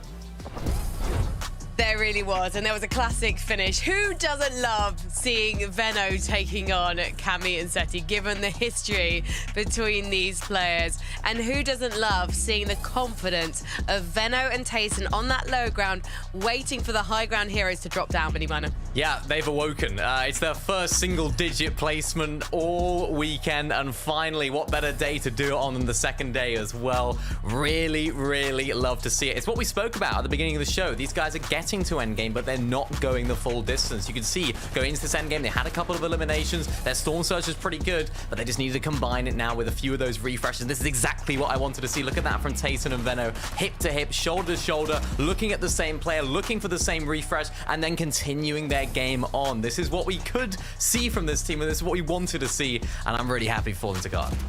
It's almost crazy to see what happens when they make it to the end game with materials, with loot, with shields, with everything they need to play the end game out. And once they've done that, they not only secured the VR, they did it with a good amount of eliminations, and this is the Tayson and Venno that we're used to seeing. It's fantastic just seeing how they're playing the different layers, how they're playing all their enemies. And to be fair, maybe they didn't have as many enemies to fight as they, you know, I'm trying to think of the best way to put this. Basically, there were a lot of solos in that final zone to Qatar. Did they just have it a little bit easy? I mean, like I was mentioning, they had enough loot, they had enough materials to kind of play together and use that chemistry that they've already built up. They had their tarps out, they were waiting for those solos to drop down low because, you know, when you run out of materials, you run out of loot, you're cracked, you gotta just keep dropping down layers because you don't have enough mats to build up unless you're Vanyak. You try to do that crazy wing strat. We're not gonna talk about what happened to Vanyak in that last game, but they made it happen. They got the job done, and they got those refreshes when they needed them most. Oh no, Takata, I'm not as nice as you are. I'm European. I definitely want to talk about what happened to Vanyak, but let's take a look at the leaderboard. I don't know if we have a replay of what happened with Vanyak. I'm calling it the feathered flow jump, when you get your wings, you take a gulp of foam reapers, you challenge for height as a solo, and you get taken down straight away.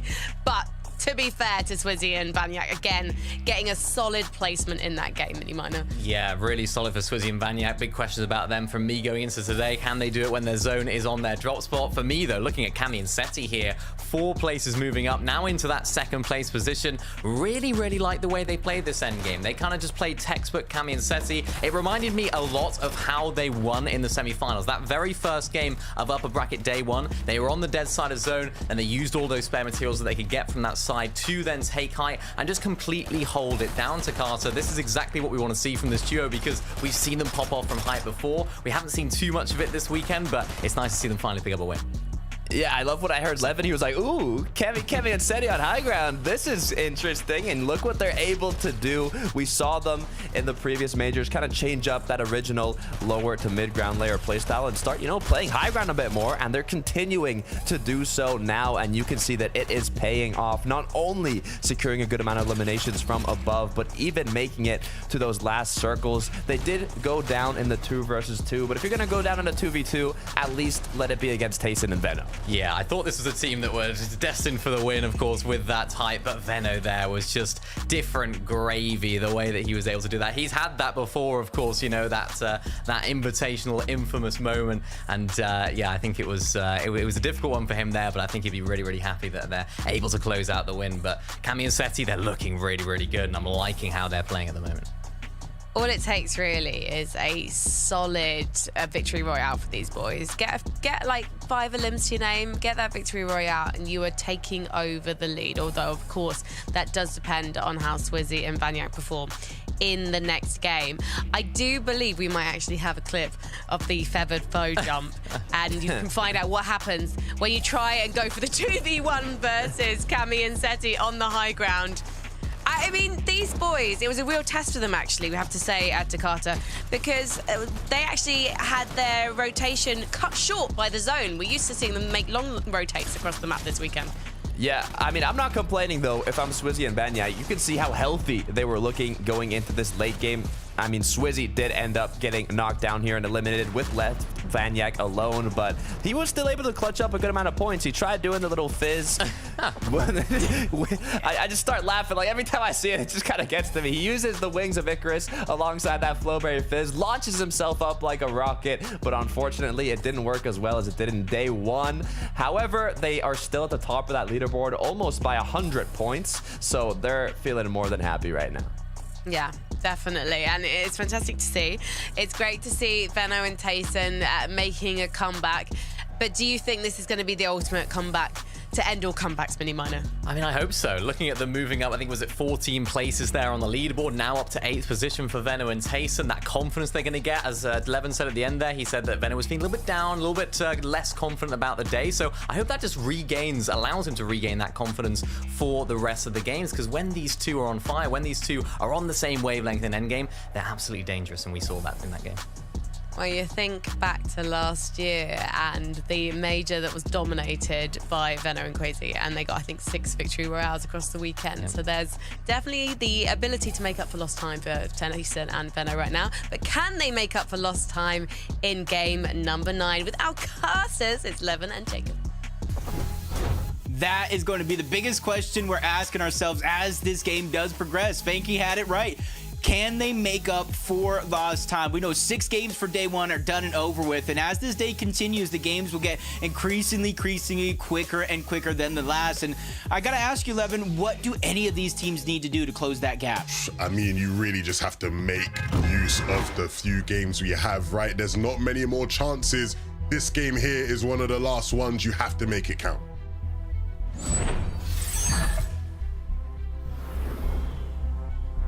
Heard himself a couple of the last games, especially this is the last one before the halfway point on the day. So where you stand on this leaderboard is really going to be impactful, because if you want to take away that first place spot and you find yourself maybe 30th on that leaderboard, the only way to make up that gap in a consistent manner is getting those eliminations and a high placing game. So you want to be able to control your destiny as much as possible here. Robbing him for Strokey. Off spawn, taking a bit of damage as they glided their way on in. But we've seen them fighting at times rather early into these games. They'll get some time to loot up on the shore here. One of the messier situations we've seen throughout this weekend.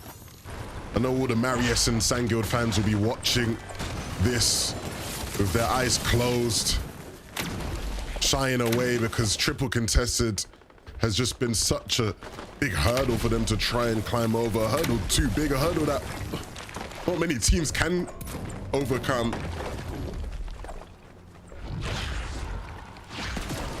Definitely going to be a tough one. You can see them not even getting the best of the loot out of the underworld, even getting forced down to the low ground, even targeted at one point or another.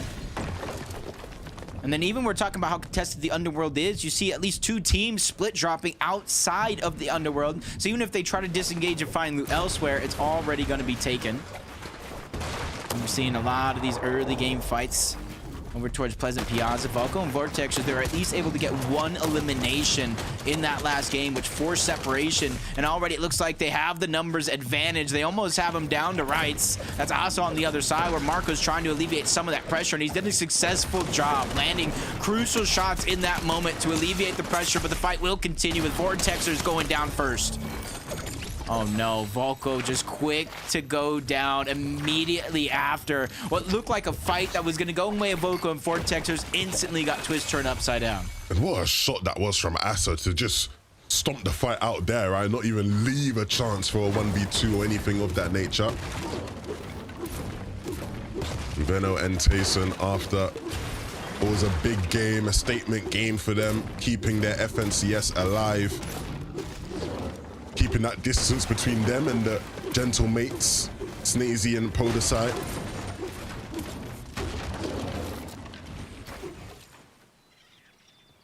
Been a real interesting weekend so far for Veno and Tayson. Even though it's not as contested as a triple or quad contest like we see in some of the POIs on the map, still two teams that don't necessarily want to split the loot. They try to force their upper hand. Any chance that they do get is Blaha Combat. They do have a little bit of elevation advantage over Pink and Vico, and they're trying to use it the best that they can, but Pink and Vico are really not backing down. In fact, they're actually doing the opposite. They're taking inches, moving upward on towards this mountain, because they might feel like they have an upper hand in this fight, but Vico, just like that, just gets beamed, and he doesn't really have shields to regenerate. You hear the Thunderbolt of Zeus coming out as well. Nothing is going to be given in a lobby like this. Yeah, and this has ultimately been part of the story for them that they'd like people to forget, right? The early surge, the early damage has been the key to team success, right? When we look at the best teams, it's the teams that have had success in that regard. Prodoxy and Trip trying to write that story for themselves, right? Pushing in here on restored reels, and Upple and Helechis didn't seem prepared for it at all. These guys look stacked. Wow. Really got their pick of the litter. What do you want to grab? What do you want? Big pots, you want splashes, big bush bombs, and I do like the addition of the big bush bomb, especially with those surge towers that we've been seeing throughout FNCS, how massive they can be. Just want to give yourself as big an advantage. And at this stage of the game, when you have the best of the best players in all of the region, it's those little differences that really make and shake things up. Absolutely. Mount Olympus looking rather quiet compared to what we've seen some other times. Waterbending for Thomas will be very nice because he can do exactly that. Take shots from afar again, just how strong that weapon's been for the Surge meta. Players, again, finally start to clock on, closer to the grand finals. Ready to take a little bit more risk here. Checks and Glubshy. The same two teams that were inside of the Underworld, taking their fight outside of the Underworld, and you can see in the mini-map there's even third parties looking over on in this direction, seeing if they can get some surge for themselves. There's like Trexer and Glubshy do have the elevation advantage, but it only means so much against a team like Marius and Zangild, who they actually like to play in toward those box fights. And if you take the bait and drop down into a box fight scenario, I think that's where Marius and Zangild will have a huge upper hand.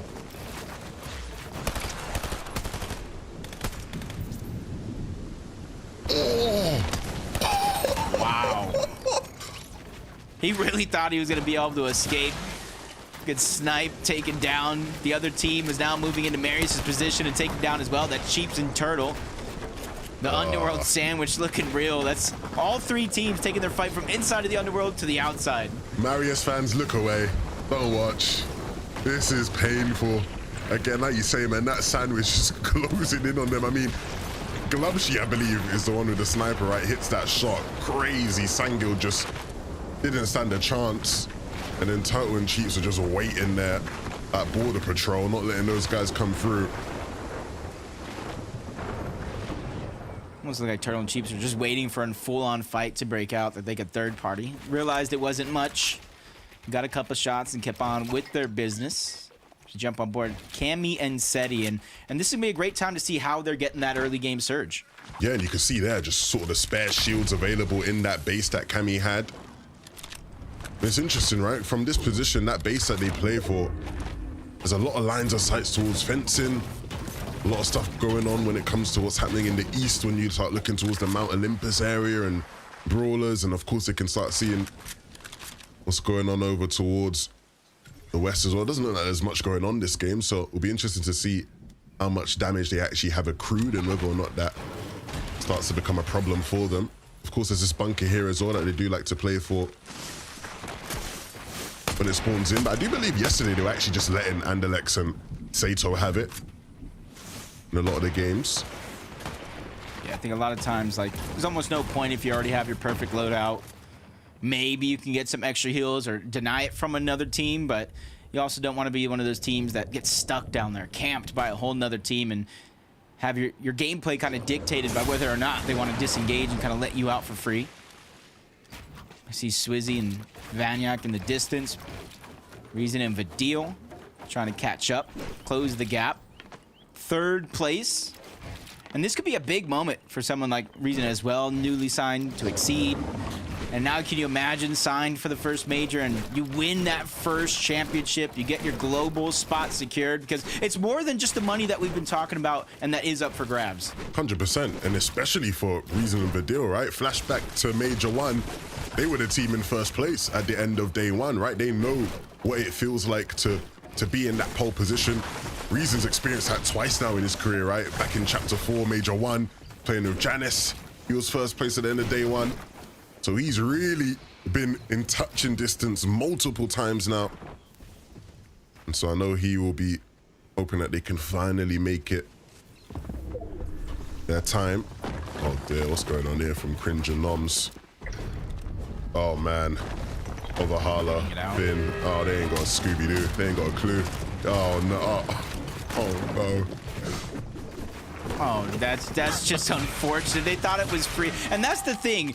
If it hasn't opened yet and you see that much building around it, you almost have to know that it's not going to be a free bunker. Our team is either there or going to be returning in that direction. Cringe now using the wings in fighting maneuvers. I mean, we see them being used in rotates, but he used it to initiate the fight. I mean, look, for Finn and Overhala, that could have been a lot worse, right? Typically in that spot, you expect one of them to just get knocked and then the game's done, but they've leveled it out to at least a position where they can have some sort of a fight. Again, not a fight, it looks like they're winning at the moment, but it's not done yet. We've seen teams squander better situations. They're not really able to fight back. Cringe is just taking piece after piece, almost closing them in, not really giving them any options to move around. Once he goes and pushes them one direction, he immediately goes right back on top and goes to work trying to get another angle. Finally, some shots going to be fired back, but not really enough to gain some confidence. Instantly pops the big pot, trying to have a huge strength, but in comes Dexy. Got to imagine Eclipse got to be nearby somewhere for them to feel that confidence to try to third party it. Maybe now they just go back down and get the bunker. They've dealt a bit of damage. They say, all right, we'll get the loot. We didn't get the confirm the limbs like we wanted, but we'll get the damage. We get the loot now from the bunker. Jobs are good in. Back on board. This time around the other side of that tower. It's like Swizzy and Vanya, Vidil, Reason just kind of target each other in the distance. I do know it was Vanya and Swizzy at one point tried to chop down the entire Surge tower, trying to get rid of it all together, and you can see their whole entire plan slash goal is one of them goes up, goes and gets Surge, while the other one farms around, gets whatever looting left, and then once they go ahead and find what they need, they get the material, they switch positions, and because of Wings of Akirius, they're easily able to cover the gap in case one of them gets pushed, so that way they can lend that helping hand. I feel like right now, because they're at the edge of zone, they have this strategy down packed, but once they move, that's when things will switch up and change up a little bit in their game plan. Their mid game has been near ironclad, right? It's why they've made it to so many end games. Venno and Tyson, on the other hand, are starting to really figure things out when it comes to their mid games, because that's been a problem for them. And a big snipe from Venno, ice in his veins. And that kind of damage is needed, right? Because when I asked him what the biggest problem he's had is, he said to me, look, we're just not getting enough early Surge damage. Surge is king this season, right? He said it in the interview on the broadcast last week after the semifinals. If you can get Surge and a lot of it early on in the game, everything becomes so simple from there. We're seeing it with some of the better teams. Vanyak and Swizzy, Cammy and Seti, right? They've showcased just how important that early Surge can be. Venno and Tyson haven't had that ease with their game plan out of fencing. And so whenever they can get snipes like that, it does go such a long way.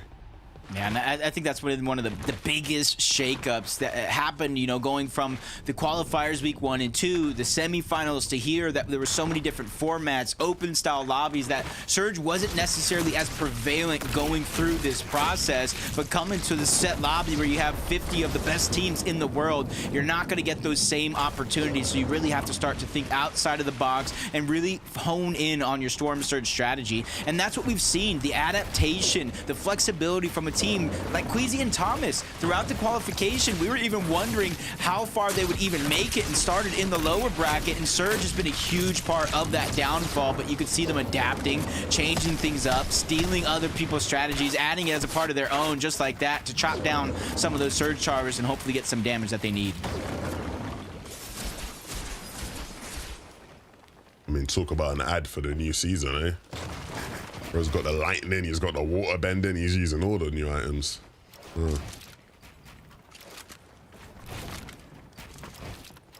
Anything he can get his hands on, and in a fight like this, even though kind of risky, especially considering the history of Pink and Vico throughout the weekend, but a fight like this, I would love to see Pink and Vico figure out a way to take this fight, win this fight, and start to build up that confidence and that momentum, because it's the mid-game fights. It's the inability to consistently make it to the end game to where they're finding struggles, and I don't want to see them not take fights, because then they're going to be down on Surge with a whole different set of struggles. I just want to see them find the confidence that got them to this position, figure out a way to live to that potential. One of the most consistent duos throughout the qualification process. I want to see that version of Pink and Vico.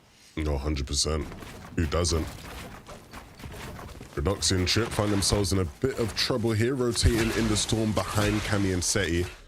Don't know how much Cammy and Seti are going to let that one slide. They're going to get ahead. Let's see if they start to look back and punish Trip and Redoxy for even trying them. It looks like Cammy wants to, getting back up to that base, and look, still some of those old shields there. So a bush placed, and I'm sure he'll look to go for some sort of a peek potentially.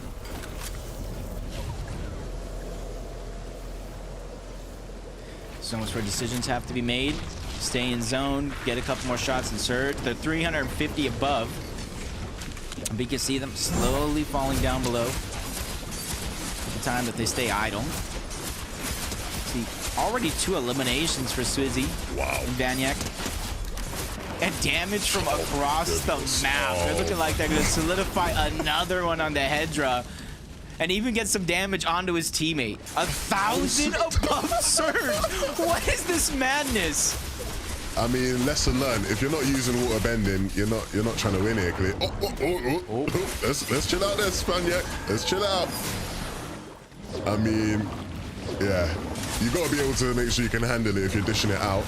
And they do have some spare shields to use, but taking a large amount of damage in this space. I think once you've got 1,000 above, you're probably good for the rest of the game, lads. Save the damage for someone else. Yeah, a lot of those heals that this is where they're beginning to kind of run out a lot of those extras. And they might second guess those eliminations. And I wanted to see Pink and Vico get a little bit more aggressive and start to make some moves, and Mappy's gonna be their first target. Boxes him up, takes him down, almost made it look easy.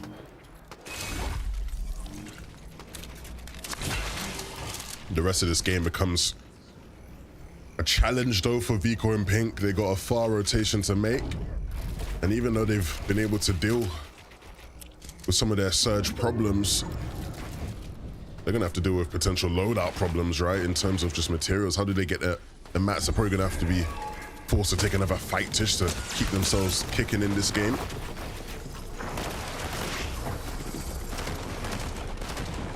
$245, he's feeling the struggles right now, getting forced in and out of the zone, trying to really catch up, knows that he has to leave Fast Roki down and out, or at least for now. He doesn't have a lot of HP heals on him.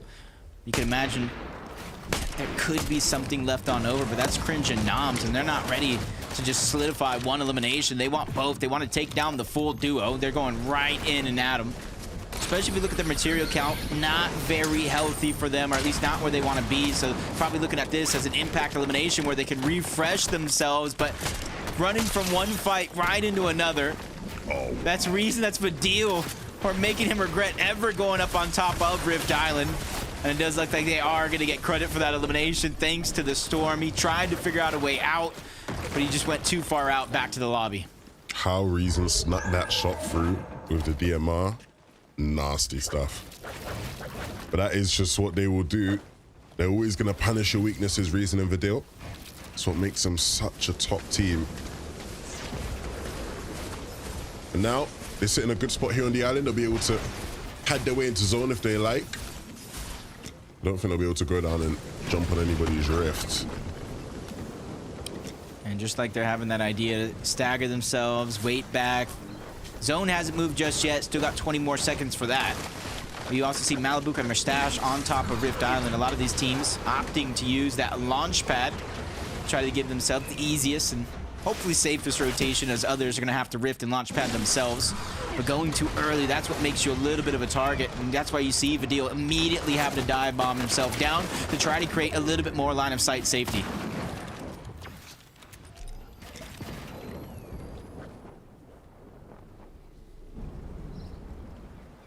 Yeah, and I think they were just wary of that bush there. I would have liked to see them maybe try and cheat their way on in a bit, right? Because that rotation still now becomes a bit awkward for them as they try and get into the 6th zone. Thomas and Queasy, though, looking good here as they rotate into Brawlers. Yeah, I like this decision. They're about 300 above the damage threshold. Instead of kind of positioning yourself high up on the edge of that mountain where everybody can kind of see you, they're taking the road less traveled, using the environmental cover to their advantage and down a mountain where not a lot of people are going to look. We already knew Vidal was down. Reason is trying to make something happen by himself, and this is huge. This is huge because no placement points just yet. Podesai is going to go down, so already going to get a chance at 6 more points, and he takes out Snazy as well. That's a total of 12 being granted, but no HP for him to get. So it is going to be the end of the road for Reason and Vidal in this game. Yeah, the positioning after they left the island was just always going to be a tough one for them. Vanyak going down there, so Swizzy left as a solo to play out the rest of this game. I mean, we've seen a couple of Vanyak clutches now, and so it's time for Swizzy to start pulling his weight. Make sure to clear the bush as he gets into the zone. And I mean, when we look at players going into endgames as solos, he has one of the better setups for sure. Good on materials, the loot is pretty decent as well. He's got bananas to play Storm if it comes down to that. I mean, as long as somebody doesn't figure out he's a solo and just decide to really aggro him, you can make it deep in this game. Yeah, and I think that's what everybody in this lobby is kind of hoping and betting against him making it deep in the game, because it's really the only chance for everybody to really start to close the gap is when one of them gets separated. You need to make sure the other one goes down. Top 25 though, so everybody left alive in this lobby is at least getting some placement points for their efforts. And we see Veno and Tayson making a quick rotation on over that mountain, sliding down just a little bit, but they give themselves just the edge of zone, so that way they can hold on to their elevation without falling all the way down below that mountain. Yeah, that's a nice spot. If the zone pulls back, they'll be poised to go up and take height on the mountain. If the zone pulls far, it's in a really nice spot to just rotate down without too many materials needing to be used. Excellent positioning there from Tayson and Venom, Mustache and Malapuka. Again, just trying to continue to wreak havoc on the lobby. Combination of the weaponry with the water bending. Just so much pressure applied to those guys in front of them. Just quick moving by Seti and Cammy, just again going through almost unnoticed.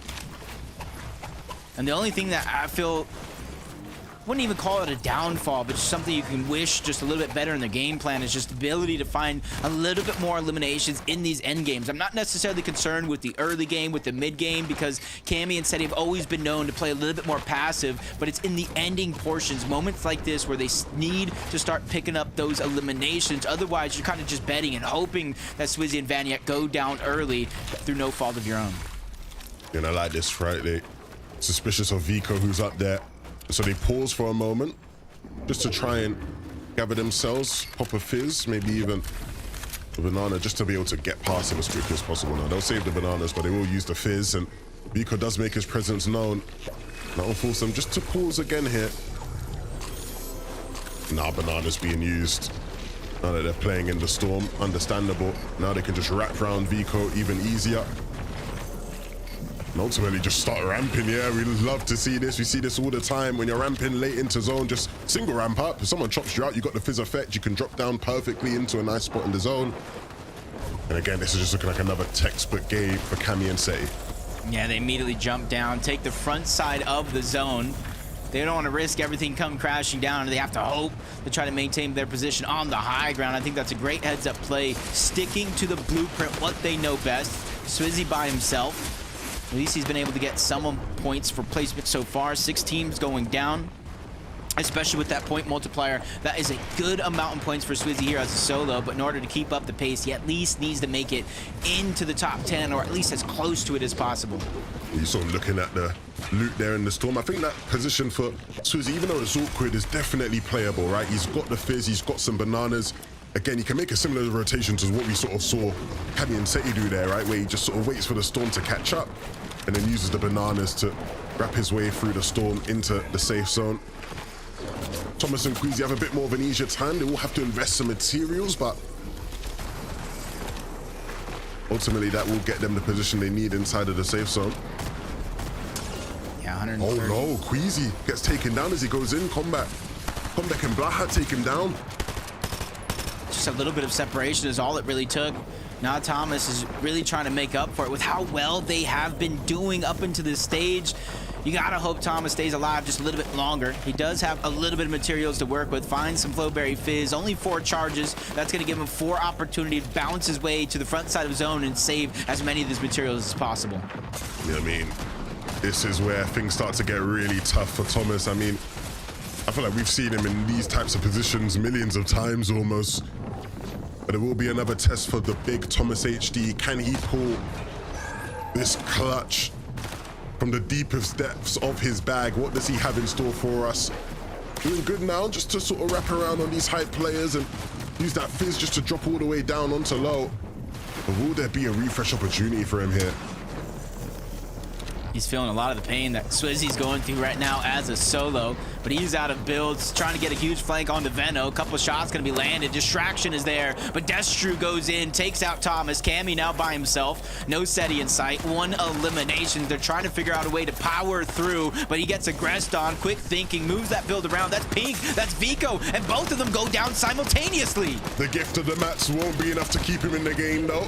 Another solo we've been tracking. Swizzy sitting in a nice spot here, but the materials are starting to get low, so he needs to play this as well as he ever has. Trapped and Skrill on this layout. Needs to be careful he doesn't run into them. They will run into him though. And so now Swizzy fighting for his life in this game. Not really much to work with outside of this fizz. And he'll just use the last of it that he has just to make sure he runs his way on in. Needs to be careful not to run into Andalex and Sato, and he will move right past them. He is moving and grooving his way to stay on top of the leaderboard. But Chap Teeny, they're trying to be a driving force and stop him. They're trying to go through Trip. They steal away the high ground and they're forcing him lower and lower. Trip's gonna go down. Fernoxy's gonna get lost. Veno and Tasten are now the next team in their line of sight. But now they just switch targets yet again. They're keeping things moving and grooving. Now, another situation where we'll have to see Veno get the job done. Swizzy has done so well to stay alive again. We start talking about holding on to leads. He's done it perfectly here. The placement points will just keep them pushing at the top. At what point do we start to say, no one can close this lead, no one can catch up to these guys, because they're just going to keep on having games like this. Even in the face of adversity, Swizzy able to stay alive with 5 eliminations in this game. He's face to face with Veno and he will win. He takes him down. His KC brother, he doesn't care though. That's 6 on the game. Swizzy with the top 5. He is just dominating the field, even as a solo with Sato and Andalex. They have something to say about a huge elimination. He even might have the Siphon Medallion. I saw the shield going up after that elimination. Chap, Teeny, high ground, Andalex, Sato, they're there as well. They get another elimination onto Malabuka, and now it's come down to our final 2v2. Chap and Teeny have been watching from height throughout this endgame. And with the zone looking like it's pulling up the mountain, this might just be the gift they needed. A gift from the Mount Olympus gods to win this game. They get dropped down though, they will have to fight. Teeny does the damage, he picks up 1. But is it going to be enough? He has the strength splashes to try and heal off. But it looks like Andalex is a bit more prepared than him. They're going to fight though, they're going to go on an engagement. Andalex with 1 HP left, he is is able to get the shot, but it won't be enough to win the game. He's trying to hold on, and he will not be able to. Teeny wins the game out. I mean, that was so close. Nobody believed in the heel of Jacob, but in the end, it was Teeny that could find the finishing blow. That was just huge. It almost looked like he went back. He went back to try to clean up the knock on the down to try to get the siphon and keep him alive. A decision that I feel like he's going to regret because he had enough heals. And at the end of the day, Chap and Teeny come out on top. And that is a huge momentum shift for a team that's been on fire throughout this FNCS. I mean, we saw them in day one try to play for height, and in a lot of the games, it just didn't quite work out for them, right? They started off the competition up there and got absolutely owned by everybody, it seemed. But in this game, they were able to hold on. And in these final moments, I mean, cool as you like, Teeny, he's been here many times before. And thank goodness he was able to stay cool there, because Anderlecht should have had that 1-1 in most situations.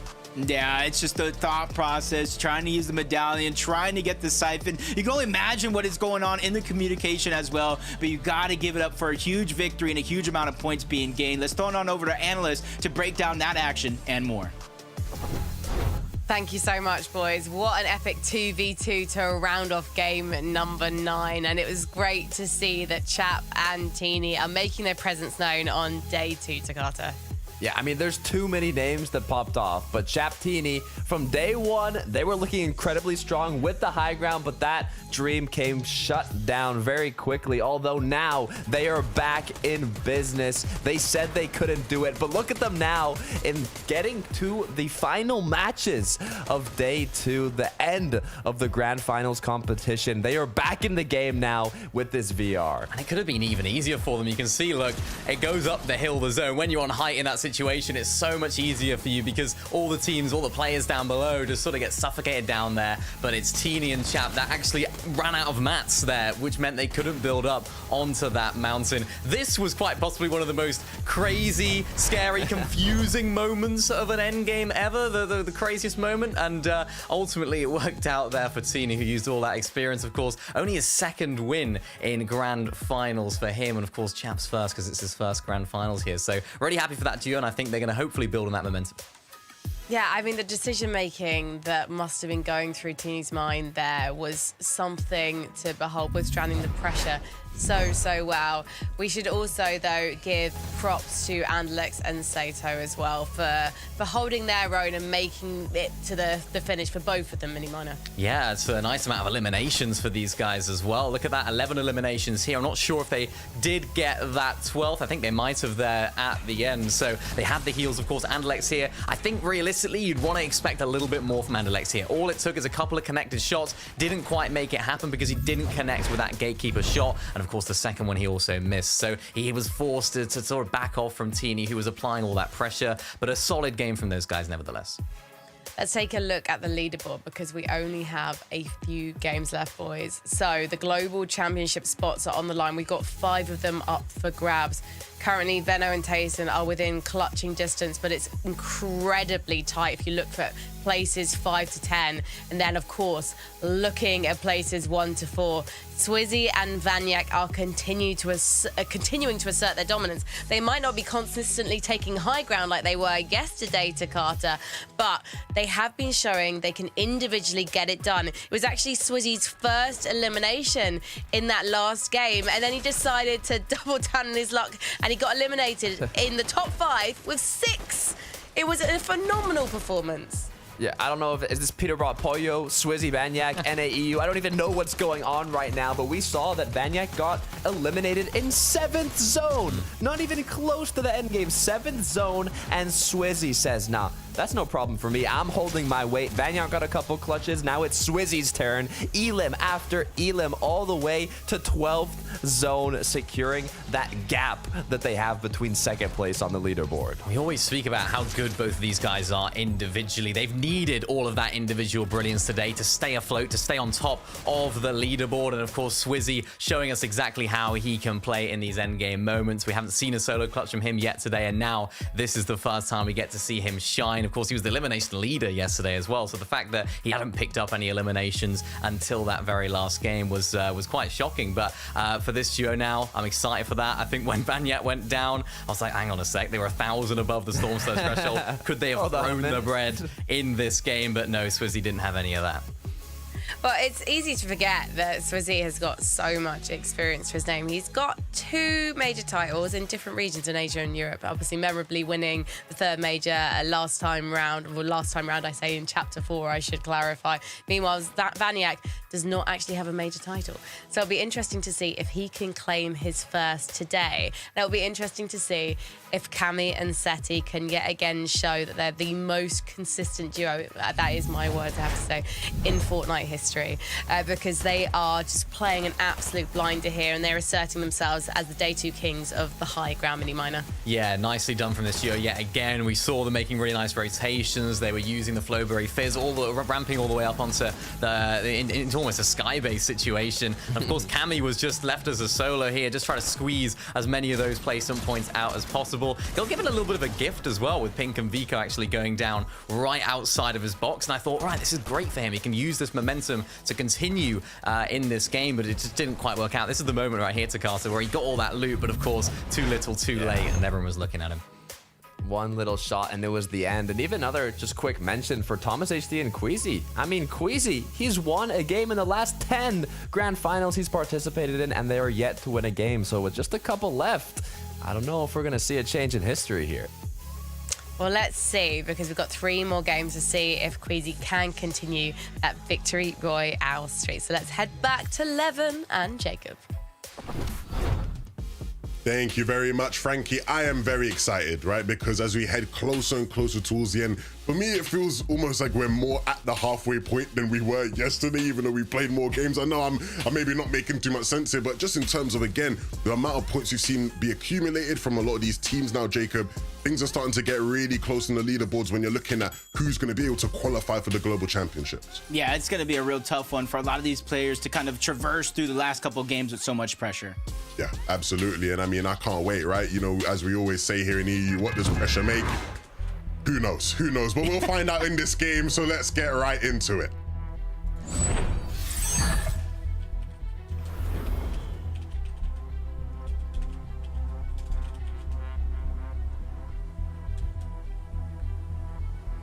Let's see who can make it through game number 10 and be victorious. We're in the double digits now. And with the double digits comes more off-spawn action for Thomas and Queasy. Got to be aware of all angles and sides here at Mount Olympus as they sort of land here towards these western buildings. 2 mythic chests available in this one. With some decent loot to be acquired. It's just a lot of 3, space, actually. too. A lot less fighting going down in the early game as we've seen each and every one of these games progress. Ooh. And now we got a contested Swizzy and Vanya out of the gates at Brawler's Battleground. But honestly, the way Swizzy and Vanya have been playing, I'm not sure they're really just going to 50-50 go for a fight right out of the gates. I do know they want to get respect of that Brawler's Battleground. So I think a contest like this with how they've been playing is going to help them a little bit more than anything else. I mean, that one was very, very interesting, right? In terms of, yeah, this is the kind of switch-ups you expect to see at some point in FNCS. But yeah, contesting the team in first place is not going to be easy for Sebe and Forzen. I mean, everywhere else we've seen them on the map, they've had their fair share of struggles. But now taking the fight to the team holding the pole position is very, very brave. We'll see if their bravery pays off. That's already a good shot, so they already have the upper hand. Flowberry Fizz being forced out. They're immediately kind of break through a lot of these builds, and the thing is, once you continue to put pressure like that this early into the game, it's kind of hard to continue to play defensive because of the lack of materials that you actually have as Swizzy tries to go up, and he instantly gets knocked down, trying to leave Force with just a sliver of HP, and this is where Vanya has to be able to get aggressive, clean up on that damage while he can. Otherwise, he might have no other option but to try to disengage. This is a monumental moment in this tournament. Swizzy and Vanyak, their gameplay has been infallible. There's been nothing anybody's been able to do to stop them once they get to endgames. And maybe this is the solution. Let's try to stop them here from the very beginning of their game plan. And Vanyak now has the weight of the world on his shoulders to try clutch up here. Then they're getting third-partied as well. Oh my goodness. He's gonna make something happen though. He takes down one. Vanyak refuses to lose. He refuses to give up this first place slot. And he might even take out both of them. Oh my goodness, Vanyak is unbelievable. Wow. And he immediately hears that third party coming, trying to disengage. They destroy the ramp at the perfect time. 16 HP. Vanyak comes crashing down, and this is where the going gets tough. 16 HP, no heals left to his name. Psycho, Voltiax, they have all the builds in the world. They were able to loot up. They were uncontested. This might be the end of the world, barring any miracles for Vanyak, but he shoots another haymaker shot, fighting for every fiber of his being until, unfortunately, he goes down early. And for the first time this weekend, Swizzy and Vanyak are down at the start of the game. There is finally an opportunity for teams to try and fight for first place. A gap that they've been able to kind of keep spread open. Started the day at about 20 points or 70 points. From then jumped it up to about 120 and then even opened the gap even more. So teams like Seti, Cammy, Chap, Teeny, Vidil, Reason, everybody has got to be smiling ear to ear, but it's not enough, Levin. It's not enough that that team went down. Now they need to capitalize on them going down early. I mean, what a moment for the tournament.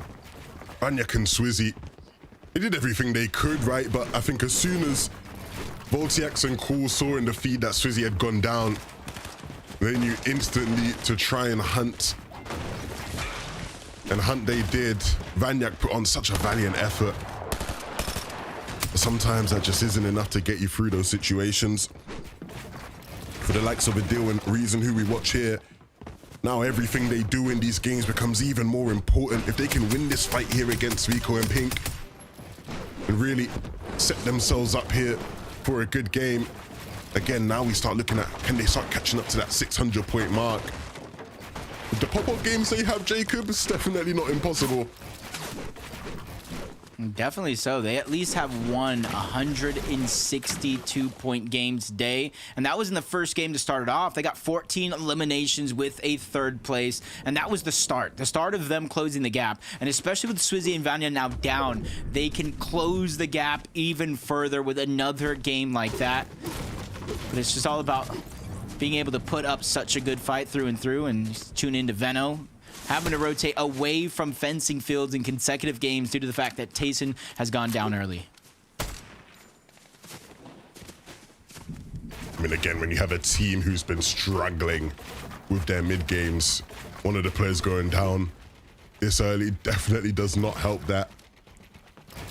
And for a team that has been mounting a very solid comeback in Venno and Tayson, making it deep in another game there, Venno did, before falling at the hands of Swizzy. Oh no, sniped as well.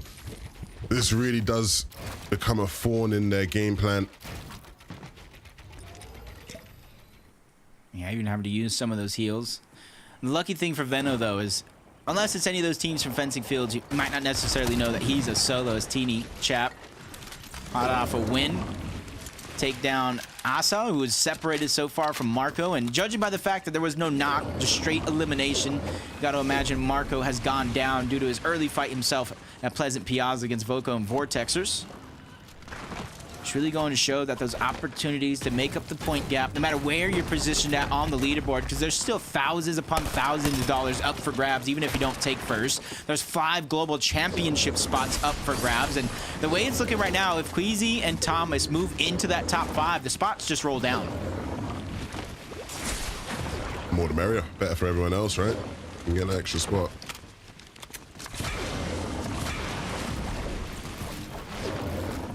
Hero Mappy, something that I feel like we've seen them do most of this weekend, staggering themselves back in this position. There's different options of bunkers, a lot of teams over towards Classy Courts, even towards Rebels Roost on the western side, to where this is where they're going to be looking to get their surge. And if you see in the feed, Pyros from Mount Olympus actually gets the knock onto Queasy. Just Just goes to show with little chances left, Levin, a lot of people are willing to take those big risks. Yeah, we're going to have to see how Thomas goes about this and deals with it, because these guys are a team that has had a rough season by many accounts. A lot of people doubting their ability. One thing that I think has never been doubted, though, is just the quality of Queasy and Thomas. It was always about, can they find themselves the right game plan, the right setup, early game. And they've managed to make the best out of a potential bad situation, right? I don't think many teams want to go into FNCS triple conned. Yeah, they have really made it work. And hopefully this isn't the end of the road for them. They can continue to make it work and Thomas can get them back in this game. The bandages will allow him to save some of these chug splashes. I have full confidence of Thomas getting Queasy back in the game. But on the other hand, the Surge, with how well they've been doing with Surge deep into the distance, that's where I feel like they're going to find some of those struggles. As we just panned in there, you could see Cammy just chucking a bunch of big pots at the base. Just you can see them flying in the corner of the screen. It's one thing I feel like they just excelled at. No matter the season, no matter the meta, when it comes to planning out your game in Storm Surge, these guys have it on lock, getting a lot of those extra heals, consolidating onto one base. And as soon as Cammy came back, dropped a lot of those heals off, he immediately left the same tower to go hunting for even more loot. This time around, they don't have access to that bunker in the distance, but they're going to target it anyway. But that's fine, right? I think they're perfectly fine with not having that bunker because the team's based up there. It's another opportunity for them to just get Surge, right? They can start to look towards that base, look towards fencing. They won't complain about more players around them. And Cammy there, even using the lightning to try and get rid of that base from Jake Buka and Cringe. You can see there, yeah, some of those big pots he was chucking. Making sure to keep them close, keep them consolidated in case they need them. This really is a big game for Cammy and Seti, right? In terms of being able to close that gap between Swizzy and Van Neck. They are that team in second place. And even though the gap was starting to get quite big, it's a chance for them now to just shorten it as much as possible. They've been so consistent at getting to end games, and I don't think that's going to change much here in game number 10. Hey, if they win this game, it's only about 177. Excuse me if I'm wrong. I just did some quick maths, but talked about Vidal and Reason doing a 162-point game. So Seti and Cammy, even Vidal and Reason here, can definitely put themselves within striking distance.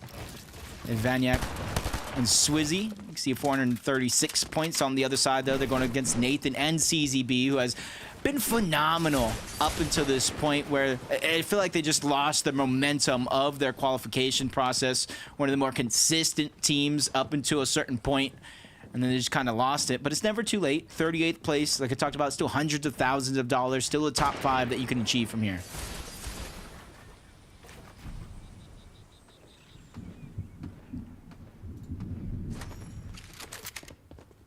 Reno still as a solo here. Tayson spectating.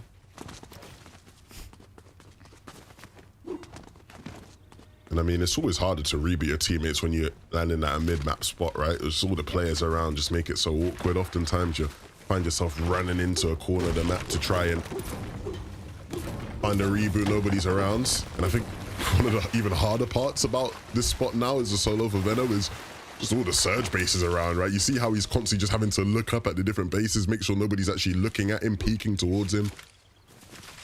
Cool is the player in that base. If he starts running in this direction, he might run into Cammy and Seti. So, again, just not an easy situation to be in for Veno at all. Yeah, especially not only the fact that he's a solo, he still has to worry about Storm Surge and where he's going to get it from. And there's not really a lot of opportunities with how he's playing, the position he's putting himself in. But it's all for the greater good of at least trying to get Tayson back, because he's thinking in his head that even if we are down on Surge, when Tayson gets back into the game, there's that strength in numbers, and they can use their teamwork in order to try to get the necessary Surge, even if that means box fighting the next closest duo. Firebro and Velry, we've seen them lurking in this Grimgate area all day long, trying to cause problems for anybody in the POI, in particular Malibuka and Mustache, but they don't play favorites, so cause problems for anyone they can get their hands on.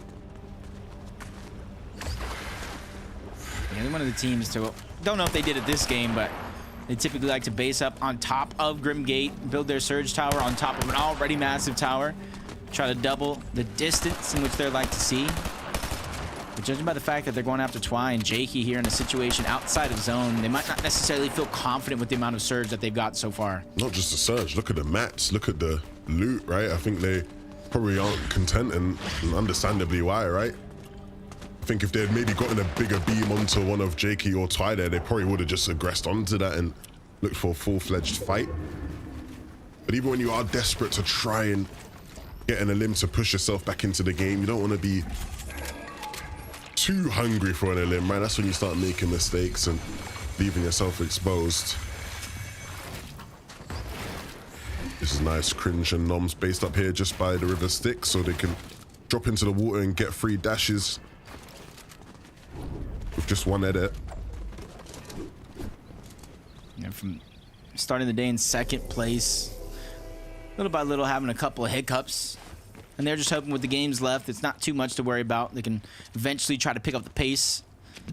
Ooh. And match that momentum with Seti and Cammy. 53 below the damage threshold. Something I didn't really expect them to be in, especially with the amount of heals, the amount of loot, the surge base, players that were actually boxed up nearby. So interested to see how Seti and Cammy, with their lack of aggression so far in this grand finals, are going to make up for being down 53 under the surge. I mean, look, the opportunities are there. They're just struggling to connect with the shots a lot of the time. I mean, typically when you watch Seti and Cammy doing the best work with DMRs and Surge, they like to have the scopes on them, right? No scope here for Seti means he's taking a lot of these shots, not collecting a lot of them.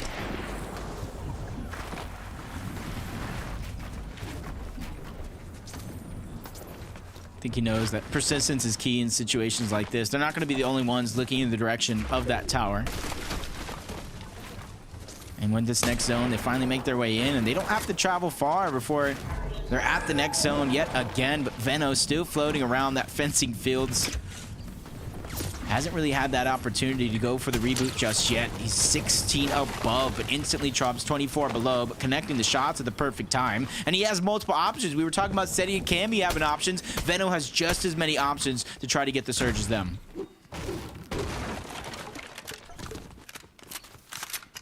This game is really rough now for Veno. Yeah.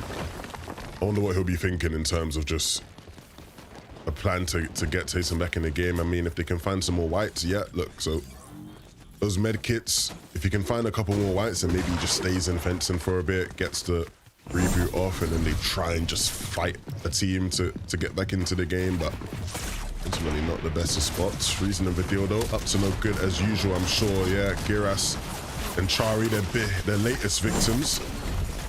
The first two elims of the game.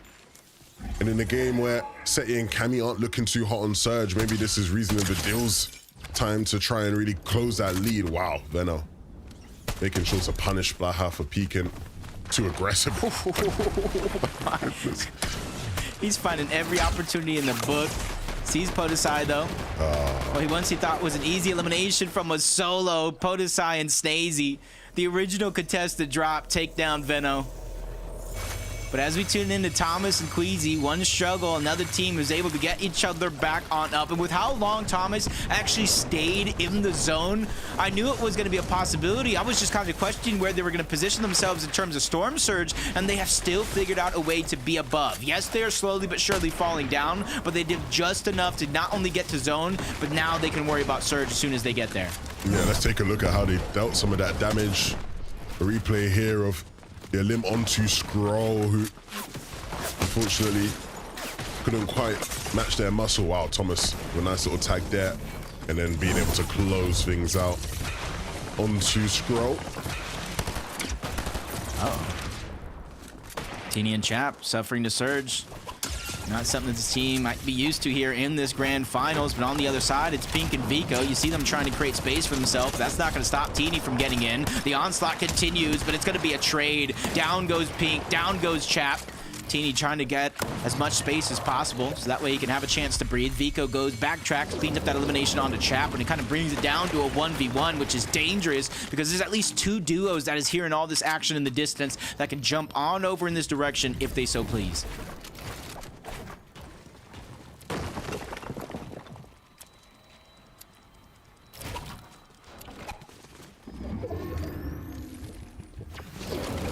It does look like Teeny's gonna get a moment here with that elimination trade with him and Vico. Those duos that I was kind of mentioned, potentially third party, they're just gonna continue to move on past. Kind of leaving us on a little bit of a stalemate, but Teeny's troubles have just gotten harder. He got the solo in front of him, Queasy, Thomas on a mountain behind. And Queasy and Thomas are in a position to where they might need eliminations. They might need some Storm Surge, because trying to follow behind him, give away his position as he lands some shot onto Thomas. And I think that was something that maybe you shouldn't have done, because now they know exactly where you're at and exactly where you're coming from. And being down on Surge, that might give them a hand to where they have to go. And Queasy already jumping over in that direction, trying to engage on a Teeny. I mean, yeah, both teams, both players in tough spots. Axe Force eventually takes Teeny down. And that's actually tough for Queasy and Thomas, because they could have done with that damage, right? If they could have been the one to take him out. And now they might just have the same fate as Teeny, getting held in here by Axe Force and Clown.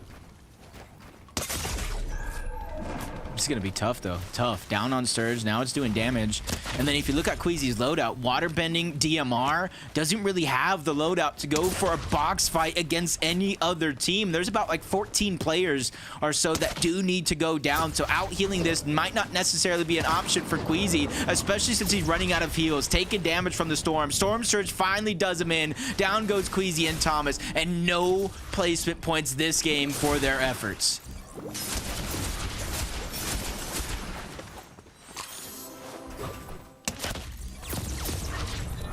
Disaster strikes, but they're not the only team going through a rough time here when it comes to Storm Surge. Velry was just taken down.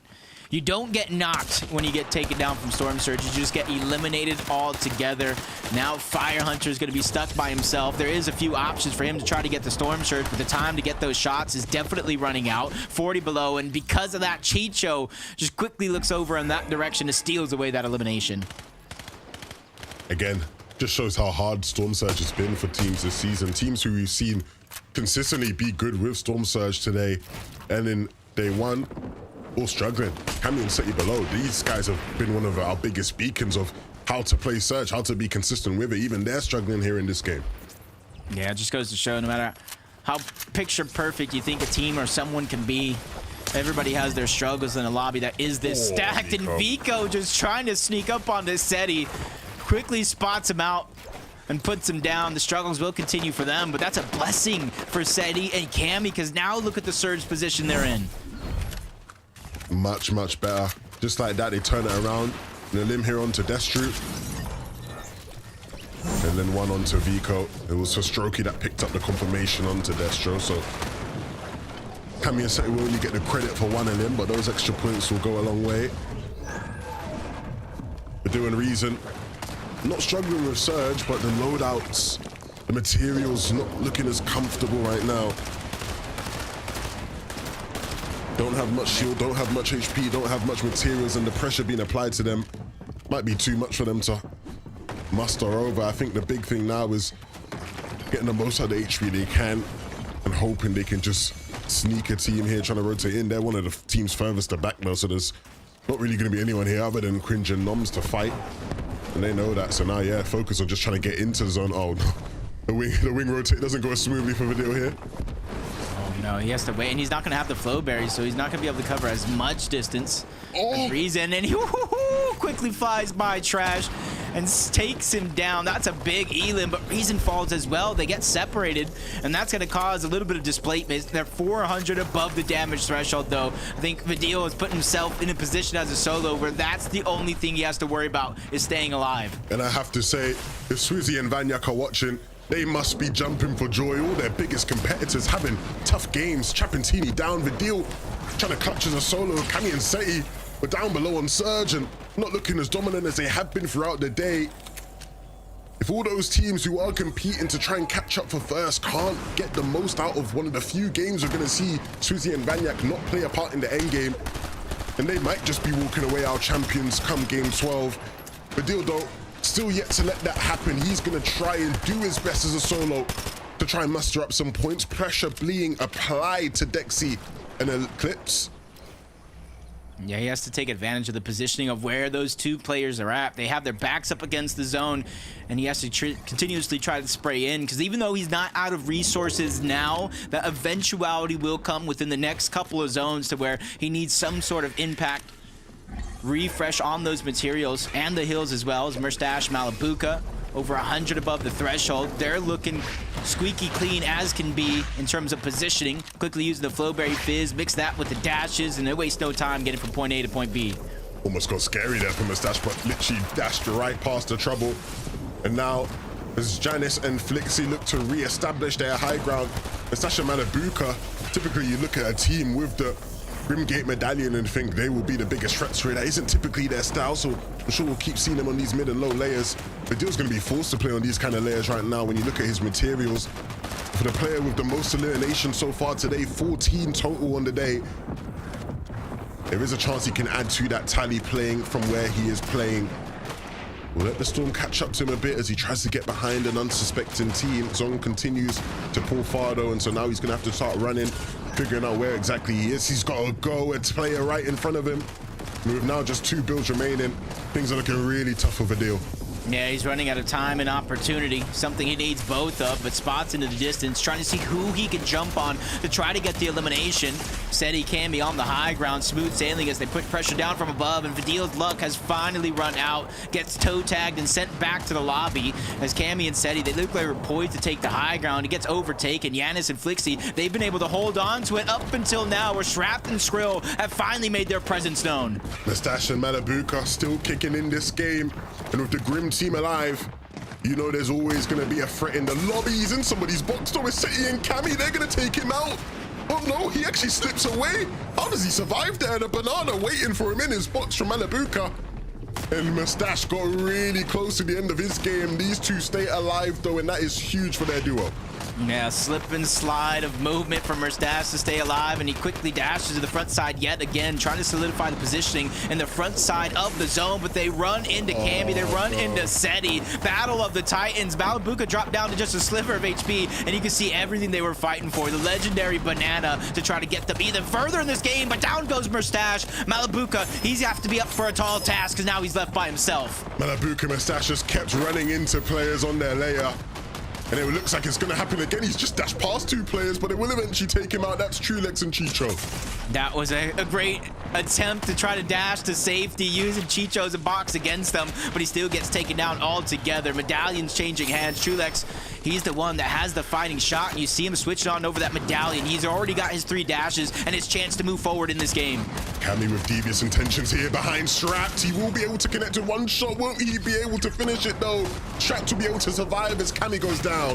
That is just a big defeat for Cammy, but he's done his job. They made it far into this game, trying to close the gap for first place, but so is everyone else. Toos and Carmy staggering themselves back, so that way they can try to sneak up on another team. Fernoxy and Trippin doing the same thing, which means high ground virtually unnoticed. Trip and Fernoxy trying to cause chaos, and that's exactly what they'll do. Fernoxy now playing the floppers behind, and he takes Trulex down.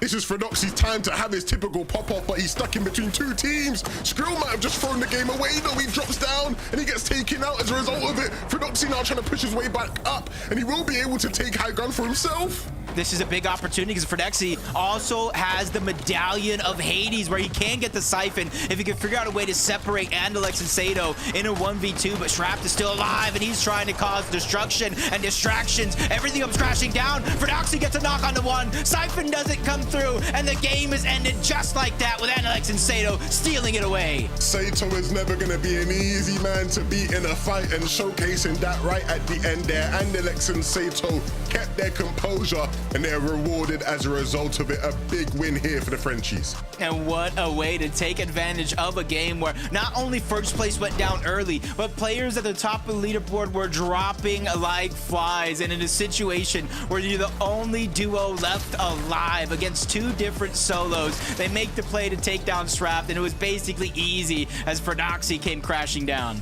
7 elims there for Sato at the end. He's a talent that people have been raving about now for the past 2 seasons. Just incredibly skilled, and playing with Anderlecht, that veteran experience, and still a top player in his own right. These guys have been making a statement here in the double-digit games. Yep, but that's going to do it for me and Levin after this game. We need a chance to breathe and take a look at that leaderboard. Frankie, let us know, who's in first? I have the pleasure of letting you know that very shortly. We're just working out the leaderboard as we speak. First of all, though, let's break down Anderlecht and Sato taking that victory royale. They came so close early today, and this time round, the pressure was all on Sato, Takata.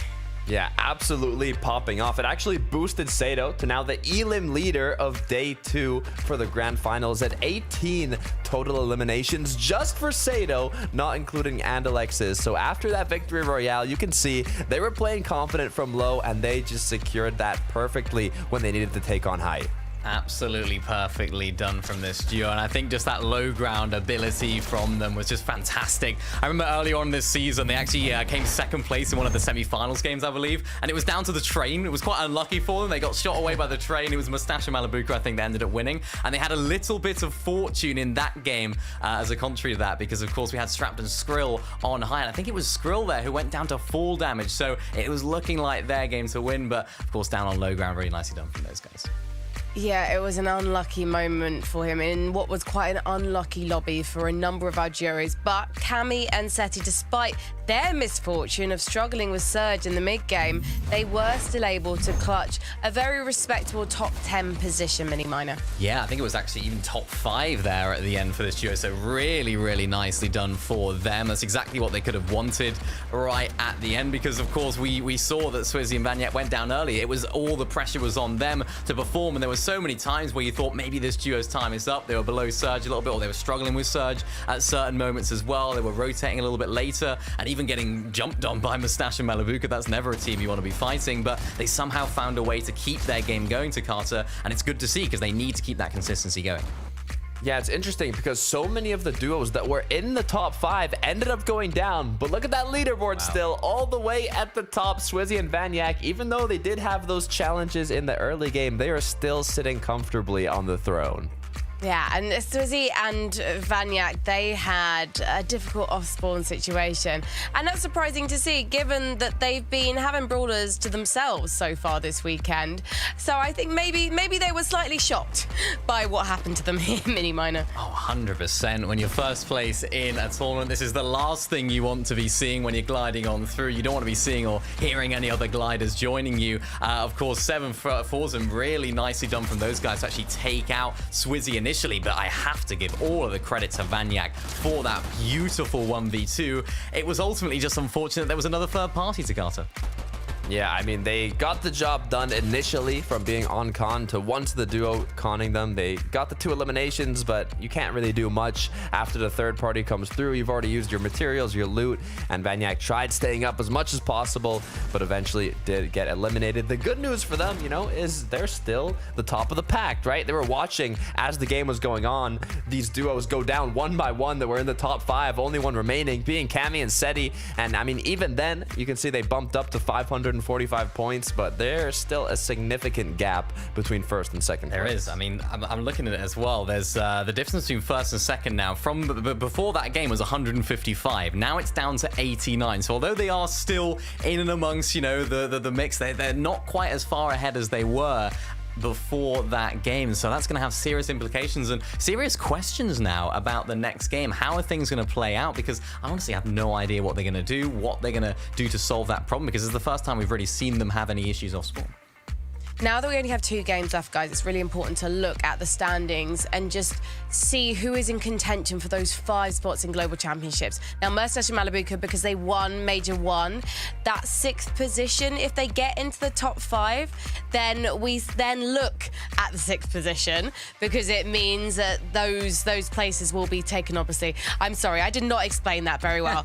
Basically, you're looking at the top 6 here, boys, not just the top 5, because of the fact that Mustache and Malibu, they already have a spot to themselves. That makes sense, right? That makes sense. Yeah, you're bearing with me. Brilliant. I'm glad I'm finally doing my job for once, because what I actually want you to do is look at the fact that Trulex and Chicho are in 7th position. That was a very good game for them, and they need to have another couple to secure their tickets to Dallas. Mini Minor, what did you think of this performance? I am impressed. I was impressed about this duo. It's nice to see them sort of finally coming together and finally waking up, because, of course, it hasn't really been the best season for them at all. Of course, not making grand finals last season, that was put a big question mark on how this duo were going to do this season. Of course, only just made it to grand finals at the lower bracket, and even switching drops them for grand finals. I think a lot of people just kind of wrote this duo off completely. It's like, yeah, they've left restored reels. How are they going to do landing at a completely different drop spot? So far, Sakasa, it seems like they're doing okay. It just needs these last 2 games for them need to be good, otherwise they're not going to find themselves inside of that top 5. Yeah, it's going to be interesting, too, because, I mean, 1st and 2nd has a pretty big gap. But if you look 3rd through 10th, they're all in the 400-point range. And with the new multipliers for day 2, 1 victory royale is basically 100 points. So that would put the difference to get you up to 3rd. Well, let's see who does manage to get themselves inside that all-important top 5 after game number 11. Let's head back to our casters, Jacob and Levin. Thank you so much. With only 2 games left to really close that gap, time is definitely ticking, and it's dropped down to about an 89-point lead first place has over the rest of the pack, and it gets even increasingly more close from there, because that top 5, the position to go to the Global Championship, is 1 win away from any one of these teams, I feel like, inside of the top 20. No, absolutely. A big last couple games, and you really set yourself up. My eyes are peeled, though, to see what happens off spawn at Brawlers Battlegrounds. Will the first place team, Swizzy and Vanyak, be contested again? Let's find out what happens here in game 11.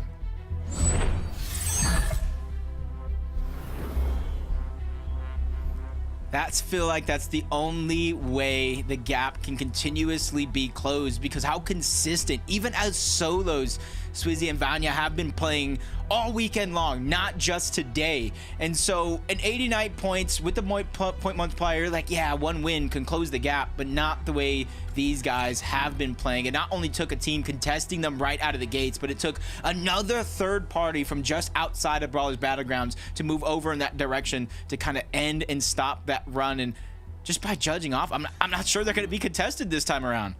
I mean, again, very interesting, right? Oh no. Oh no, don't speak too soon. Forzen and Seb, they are gliding in. It looks like Vanyak and Swizzy have the better drops. No, maybe not, actually. No, yeah, Seb and Forzen land first. Vanyak gonna land here on this mythic chest. He's gonna get that SMG. A bit of damage just to get things kicked off here for this off-spawn fight. And this is gonna be huge. Again, we saw last time Vanyak was able to win the 1v2, right? So in theory, they did win and beat these guys off spawn, but the third party rolled in, and that was the problem. And they're probably waiting for it again. Probably looting up as fast as they can, because they are uncontested at that split behind Ballers Battleground, just southeast. So the longer the fight like this takes to even start, let alone finish, the bigger chance they have to kind of gain that high ground position on the mountain right behind and start the third-party shots down below to kind of create a no-win scenario for either one of these teams. Absolutely. It'll be key as well to see what happens as Forzen and Seb actually choose, yeah, they don't even want to get involved in it. They're saying, yeah, we're going to back out. They're running away. But even that loot taken away from the first place team might be a bit of an annoyance. Marius and Sangil, this fight that we've seen over and over again here at the Underworld, will finally go in their favor against Turtle and Cheeps. There's a way better chance to loot up. Get a much better start to the games that they've been having so far, but not everybody having that same sort of luxury. You got 2 teams already fighting it down, but a third one ready to come in and disrupt it all. Potential 24 points worth of eliminations for any one of these teams if they can figure out a way to snatch them all.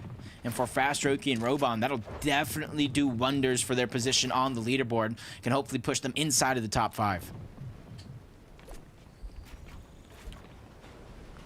So it's a messy one. Nobody wants to make the wrong move. Everybody's sort of waiting for someone else to misstep, make a mistake. We'll see when people's patience starts to run out and they decide they want to disengage or whether they want to force the fight to happen. And so we've already seen one team drop out, yeah. We ain't got time for all this, man. You guys can sit there and hide in the buildings all you want. We'll go and do up.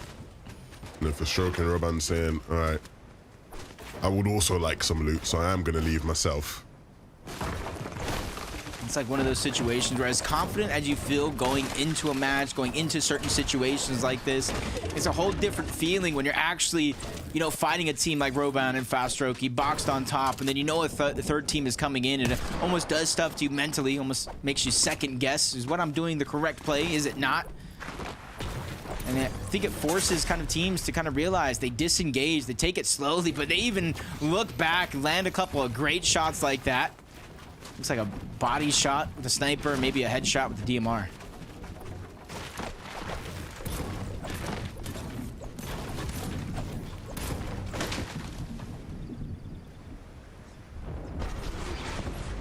This is where I'm looking at a lot of teams to really start to make some moves. Swizzy, Vanya doesn't look like they won the fight, but it does look like that team that was once contesting them, that went down to a 2v1 onto Vanya, are leaving, disengaging out of this position. And because no fight is happening here, you also see it on the minimap that that third-party potential team is also leaving. So kind of going back to basics with the only real difference being contested.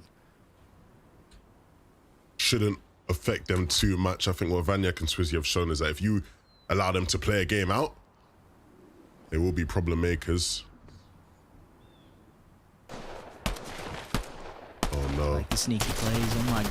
Didn't think he would actually run back in the direction and they immediately get their position known.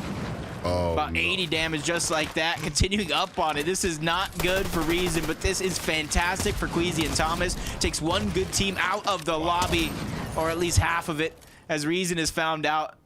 And I'm about to say, Vidil, nowhere in sight, but this is the risk you take for splitting up as far as you do to try to cover ground and get loot and search for yourself.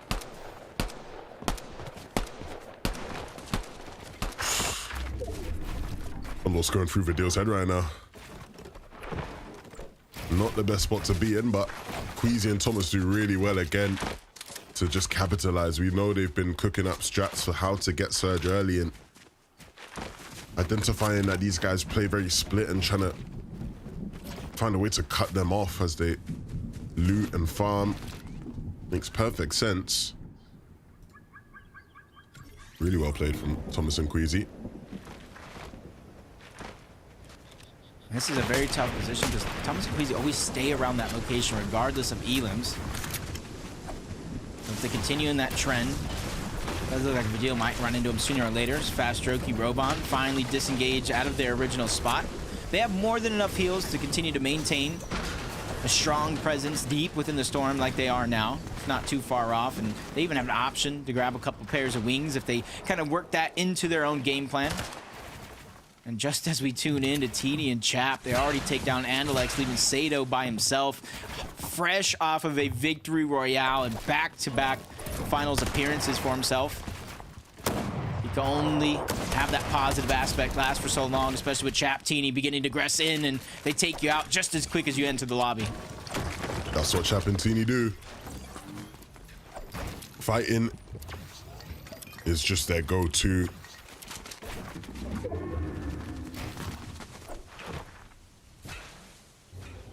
They've been one of the most aggressive duos throughout the weekend, finding opportunity after opportunity. And this one's a little bit of a switch up that we've seen so far. Queasy and Thomas actually getting access to a forecast tower. I don't know how often they've been able to possess this forecast tower, but a team as experienced as them getting the chance to see a zone ahead every single time with their rotations they've been making and as deep and long as they've been lasting into the storm. I think as long as they don't stray too far away from their game plan, this will be great. The answer there is not very often. They've not been getting forecasts very often, but they certainly try to take advantage of it now, but they will be getting pushed here by Forzen and Seb. They're in the box, but Queasy will come up with the goods and deal the damage needed. Thomas there to support as well, and so they'll take both of those guys out. Again, more damage now. Their surge is sorted. They have enough shields to get themselves back up into a comfortable spot. The materials aren't too bad either. With Forecast, these guys are going to be really set up to have a good game here. Yeah, I expect them at least top 10 in this one. Oh, was one of them stolen? Oh, it does look like Banyak with the water bending just steals it away, man. Wondering how he was going to get his surge no longer contested. Well, he made an easy find, and now Vidil still floating around this direction. Because remember, it was Reason who got taken down earlier on around this spot of the map by Queasy and Thomas. I love how Swizzy and Banyak were just like, nah, we're getting involved with these 7 and Forzen guys. You ain't letting them get out of this game without us having a say about it. And now they need to be careful because the deal has a lot of that same passion, that same aggression that they have. You don't want to end up in the Vidil highlight reel.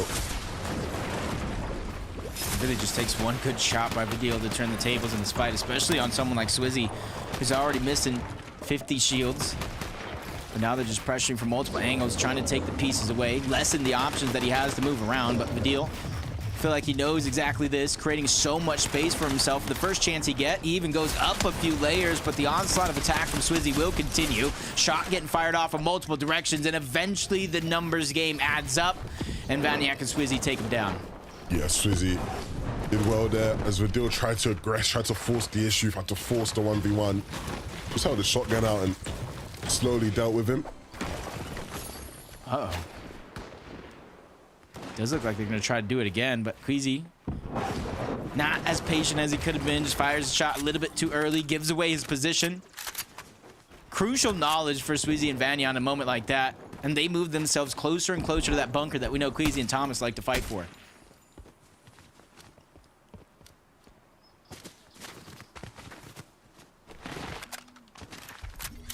It does look like they're going to position, probably box up on that bunker. I think Queasy and Thomas know it. Instead of moving over in that direction, they choose to go elsewhere, get a little bit more elevation, because they know they still need a little bit more when it comes to that storm surge. But what a better place to gain that elevation than Mount Olympus itself. 100%. Tayson and Veno know a lot about elevation. We've seen them base up here on this building of Penson Fields quite a lot this season. And even though they might be done with it here at this point, with the water bending in hand, I wouldn't rule anything out for Tayson. It'd be a great chance to get some more damage, get some more surge tags. Cammy and Seti in the bunker now. Gonna make the most out of that one. So use the base here as well. You can see the bush at the top just to give the extra bit of protection. We know they more than likely already have a ton of extra heals, and with the bunker opening up right beneath, they can get even more. And you can see around the map a lot of the players that positioned high up above. Malabuka, no more stash in sight. As that contest over towards Grim Gates, even if it's not an actual contest deep down, will continue. Yeah, we saw Mustache go down in the feed at the hands of Eclipse, I believe. There seems to be a pattern with these guys, even though they're able to get out of Grim Gate a lot of the time with that loot and not have too many problems on spawn. It's the mid games that have just really looked rather painful for Malabuka and Mustache, and again for the reigning champions, you know, have some compassion for them. Mid games, Storm Surge, it's not been easy for everyone. Everyone's having struggles with it this season. But it really has been a problem they just haven't been able to solve over the course of the last 11 games. Yeah, it's something that's going to be so prevalent. When a lobby that is this stacked, nobody really wanted to take too many risks, especially the longer and longer the day goes. There's only this game and one more left.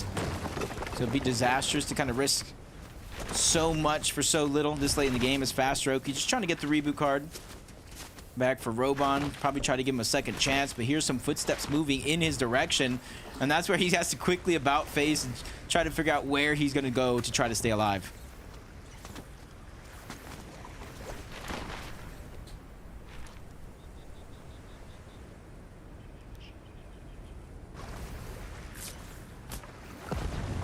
surprised. See, they're just trying to loot over for scraps.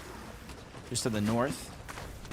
Fastroki does have an escape plan with a launch pad that is back there. As long as it's not destroyed at the very minimum. But it does look like he might think that nobody else is still here. Chap Teeny still around this position, so Fastroki does go for the reboot. He's given up his entire position and the fact that he is by himself in an instant. He's making a lot of noise. He doesn't know these guys are here. And you see, as soon as the reboot started, the arrows in the bottom right just instantly turned to face him. Chap and Teeny probably just gonna let the reboot happen and then get both their limbs. I mean, Fastroki knows that they're there now, but yeah, they're literally just gonna wait for it to happen. Build up right on it so they can just take Roban down. And Fastroki will put up a fight. But you might just anger these guys even more. I don't know if I'd want to do that. Roban down there. God, I love the attempt coming out from Fastroki. He builds up to try to contest them so that way they don't got free shots to go on to Roban. But it's almost going to be a waste because he floats down to his demise, goes down altogether. Teeny trying to stay alive, getting aggressive. He knows that Fastroki's weak, and now they're just both bull rushing into the box, trying to use the strength in numbers. But as soon as Fastroki creates a little bit too much distance for their liking, they reposition, use the Flowberry Fizz to once again go on the onslaught of attack, and Fastroki's time is quickly running out as he finally gets put down. And just like that, 12 extra points to add to the tally for these guys, 1,000 above Surge. The maps are looking good. Now if they can just get themselves into a nice spot into the zone, this could be a real big game for Chap and Teeny. And again, a lot of pressure on Chap to perform in his first grand finals. I think we'll see the best placement of a rookie we've seen in the FNCS and EU in the past 2 years. Currently sitting in 4th, they could finish even higher than that by the end of it.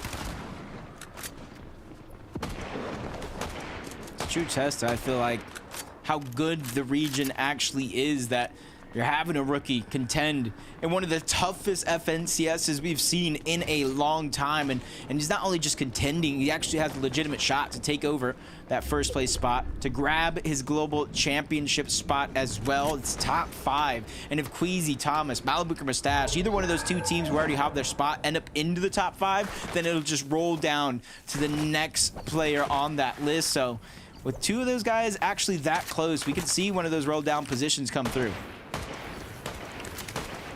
Teddy and Cammy playing in the storm, as we often see them do.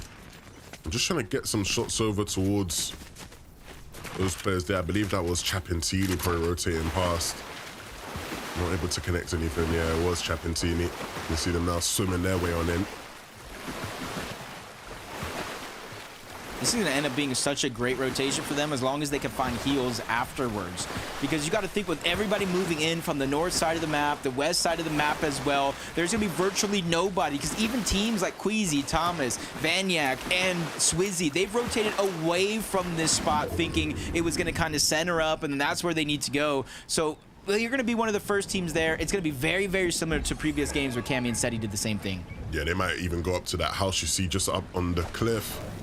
Maybe even go into brawlers as well. Obviously, they've got these bandies, but just to cap themselves off. It will be something they'll be able to find for sure. It makes it easier for them to do it because they already have 4 eliminations. We saw them pick up 2 just moments ago, so they really don't have to worry about Surge probably for the next couple of zones, not just 1 or 2. As Queasy and Thomas have made their rotation back over towards Brawler Battlegrounds. They don't need much in terms of their loot, but they're just trying to see if there is anything that could help bolster their loadout. You see them find that extra Flowberry Fizz, immediately grabbing that, trading it for the Wings of Icarus. And if they only have 1 between the 2, I think that's an A+ play.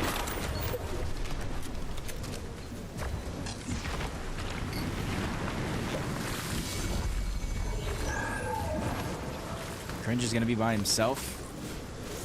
6 below the damage threshold. We just saw him fall, but with other players in the lobby getting active, a couple eliminations, he's going up and down that threshold, and it is currently active as well. So 6 below is not where you want to position yourself. Only a few more seconds for Cringe before he goes down altogether, and it doesn't look like he's even going to try.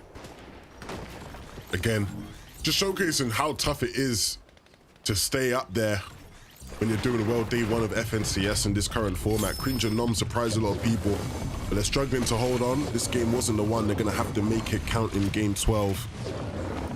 Manabuka and Mustache, though, have gotten themselves back into this game. Mustache is back up. And even though they aren't looking amazing on the material front, there is still a big chance for them to make some waves in this game. It almost seems like even though they do not have the mythic gatekeeper, they still might have the medallion to give them the dashes. Just judging by the fact that Malabuka has all three and a fresh rebooted Mustache has them as well, and they're immediately trying to dash in. They know they need to figure out an elimination. They need to start getting some loot if they plan on making it further and further into this game, but that opportunity immediately gets shut down by Flixie. Yeah, as you were saying, they want to try to take that fight. Need to be careful about how they go about it. Benefits of having a dash here, right? Being able to rotate like this, just get past, get ahead of everybody, get yourself in the spot. Just on that zone line. Big find for Venom and Tayson here. Yeah, this is what we needed. We needed them to kind of continue to pick up the pace when it came from Storm Surge. Tayson going down early has typically put Veno in a situation to where he has to hunt around the map, not only for a position to get the reboot itself, but Storm Surge, so that way they don't drastically fall below the threshold, so that when he gets back up, they immediately have to go for a fight. So they're doing well in terms of almost every aspect. Maybe they can have just a little bit more materials, but considering the circumstances, Veno and Tayson have a legitimate shot at winning this game. Absolutely, we've seen them do well here in these brawler zones already. That's where they got their win, so they like playing in this part of the map. Cammy and Seti are a split duo right now. Cammy playing this out solo, and even though we've seen many solo performances, this could be a tough one. Let's see how Seti went down. Teeny waiting here in this box. Oh no, baited. Just, boxed up, boxed like a fish. Get him out of here. Seti down. And Teeny and Chap just adding to that tally, right? Again, we know they're one of the contenders, and being able to really mess up one of your biggest contenders on that leaderboard in Cammy and Seti is just so useful now going into these last two games. And it's just unfortunate for Seti going down, taking the bait, because look at this rotation. Virtually a free rotation for Cammy. Nobody really in his line of sight or direction, and the only other duo that might have a chance to try to target them out are so focused on everybody else trying to move in and close the distance inward that Cammy will not be contested at all, and Helmets have a free run. Toos is going to be looking like the only one to kind of watch and have a chance to look in that direction, but just judging by the minimap, it's not being or happening at all, but it's actually Cammy who looks in that direction of Toos. Drops him down to just a sliver of HP. Things are just going right consistently here for Cammy as a solo. Yeah, and I mean, some free damage there for him. He gets into a nice spot into the zone. Again, we'll see where this zone pulls. If it does pull back towards the congested side, then maybe it gets awkward with some of those teams trying to look at him, but Cammy has the mats to invest to be able to stay in this game just a bit longer. Almost forgot they were even in the game. Swizzy and Vaniac just going through unnoticed. And that's the thing about their game plan. They go through unnoticed. Very few people actually see them until it's too late, which is how they've been so insanely consistent so far. Already in this game alone, they went from 89 points in the lead to almost back over 100. Yeah, these guys now will have a great position to just use the wings just like this with the Fizz. Really nice spot. Was talking about where the zone was going to pull. It did pull right back towards Cammy, so he was in the best possible spot. You see him just there based up in front of Swizzy and Vaniac. He holds the keys to get into that next zone, but they also are in a really nice spot now to look back at some of those teams who now are trying to rotate their way on in. TD and Chap will have another avenue to get in as well, looking to potentially use some Fizz and wings just to make sure they can get into that zone. Cammy's got to be crucial here for anybody that wants to try to take the high ground off the edge of that zone when it does kind of open up. You're seeing Teeny and Chap trying to be one of the first teams there, but they keep themselves in open water. They probably think a lot of these teams are trying to use that dry land to try to build themselves, try to hold themselves up, and they're trying to use the road less traveled as Chicho. We tune in, he's going to be down. Trulex is by himself, but he's no stranger to some solo clutches. We've already seen him have some big moments this weekend by himself already. Trulex using the medkits and Storm. We know he likes to carry him, and it just extends him a bit in this game. Thomas now playing as a solo. In the last couple of end games where we've seen him as a solo, his journey's been cut short a bit. So hopefully now we can pull out one of those classic Thomas clutches we see every FNCS. We might just start here with some shots onto Kiro. You're starting this game in 11th place, just under Veno and Tayson. 393 points to start the game. And this is where you gotta make it past points like this. 18 players and teams still left alive. That's a good amount of placement points, but you get half inside of that top 10 and the rest of the half after that. As Trulex, he's just trying to grab as many points as possible, go through unnoticed, even it means risking the road less traveled, so that way teams can try to contest, take each other out, and get him a couple more points as Cammy using the last of his HP heals, and he lands on top of CZB. Gets a little bit of a refresher, some splashes, flow berries, and some builds to try to keep himself strong. Cammy doing his best here solo. And I mean, we know he can clutch up and save a bunch of points. Needs to be careful. The height team's looking right at him, and there's players in the front of the zone staring in his face as well. Has to use all the remaining of these materials just to stay alive in this game. Yeah, it's gonna be worth it for Cammy. Rather have no materials lasting long in the end game instead of trying to save them and going down altogether. Teeny, Chap, they're the ones that have that first sense of the high ground for now, but we've seen it change hands just a few times throughout the day in these last couple zones as Cammy staggering himself, trying to go through unnoticed, but almost everybody in the lobby spots him out. Tayson takes him down, but quickly falls after the comeback. Battle for the high ground is gonna fight between Malibuka and Merstash, but they dash to the front side of the zone instead. Barely missing that shot there, Malibuka.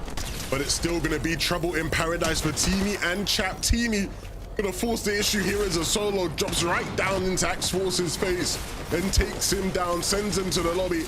And so even though he doesn't have height anymore, Teeny is still going to be kicking. But look who it is. Surprise, surprise. Vanyak and Swizzy. They don't want to take this to the last game. They want to close out the FNCS right here. They want to take it for themselves. And this is the chance to do it. Swizzy goes down though. And so Vanyak is going to once again have to try to do it solo. Two different players that he can get the loot, but Teeny's also by himself. There's only one team still left in this lobby. Well, they are out. This is all solo still left alive. Malibuka dashing across, gets a huge elimination onto one. Pressured from the other side. That's Teeny knocking on the door, and he wants in. It's the battle of the solos. Who will be victorious right now? Teeny tramples over Malibuka, and he's looking to do that a couple more times. Just one player remaining against Vanyak and Teeny. It's Hizix who's gone up to height, and Vanyak wants to stop that from happening altogether, but he's got to be careful. He's got to watch his HP. He's very, very low now, but Hizix will eventually fall. And so now the 1v1 between Teeny and Vanyak. Teeny's taking the sacrifice, going deep in the zone, quickly dashing his way there. Vanyak now trying to drop on down, and this is it. The final moment. He's trying to take over. He just doesn't want to take part in a game like this, but he is out of builds. And Teeny, he has the high ground, and he is ready to seal the deal. But up goes Vanyak, and he steals it away.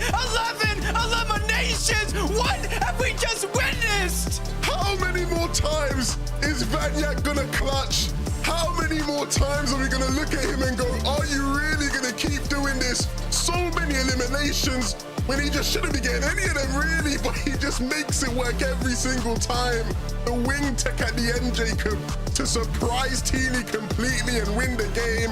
Vanyak and Swizzy, they want that FNCS championship more than anybody else right now.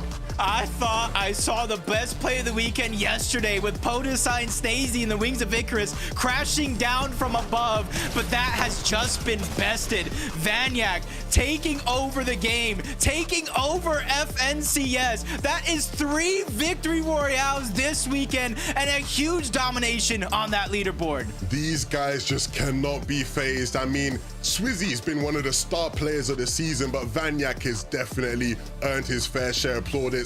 Frankie, Mini, Takata, break that one down for us. I think it's as simple as we are probably looking at our newest major champions, the newest owners of the Axe of Champions, boys, because the way that Vanyak and Swizzy have been playing this weekend has just been something to behold.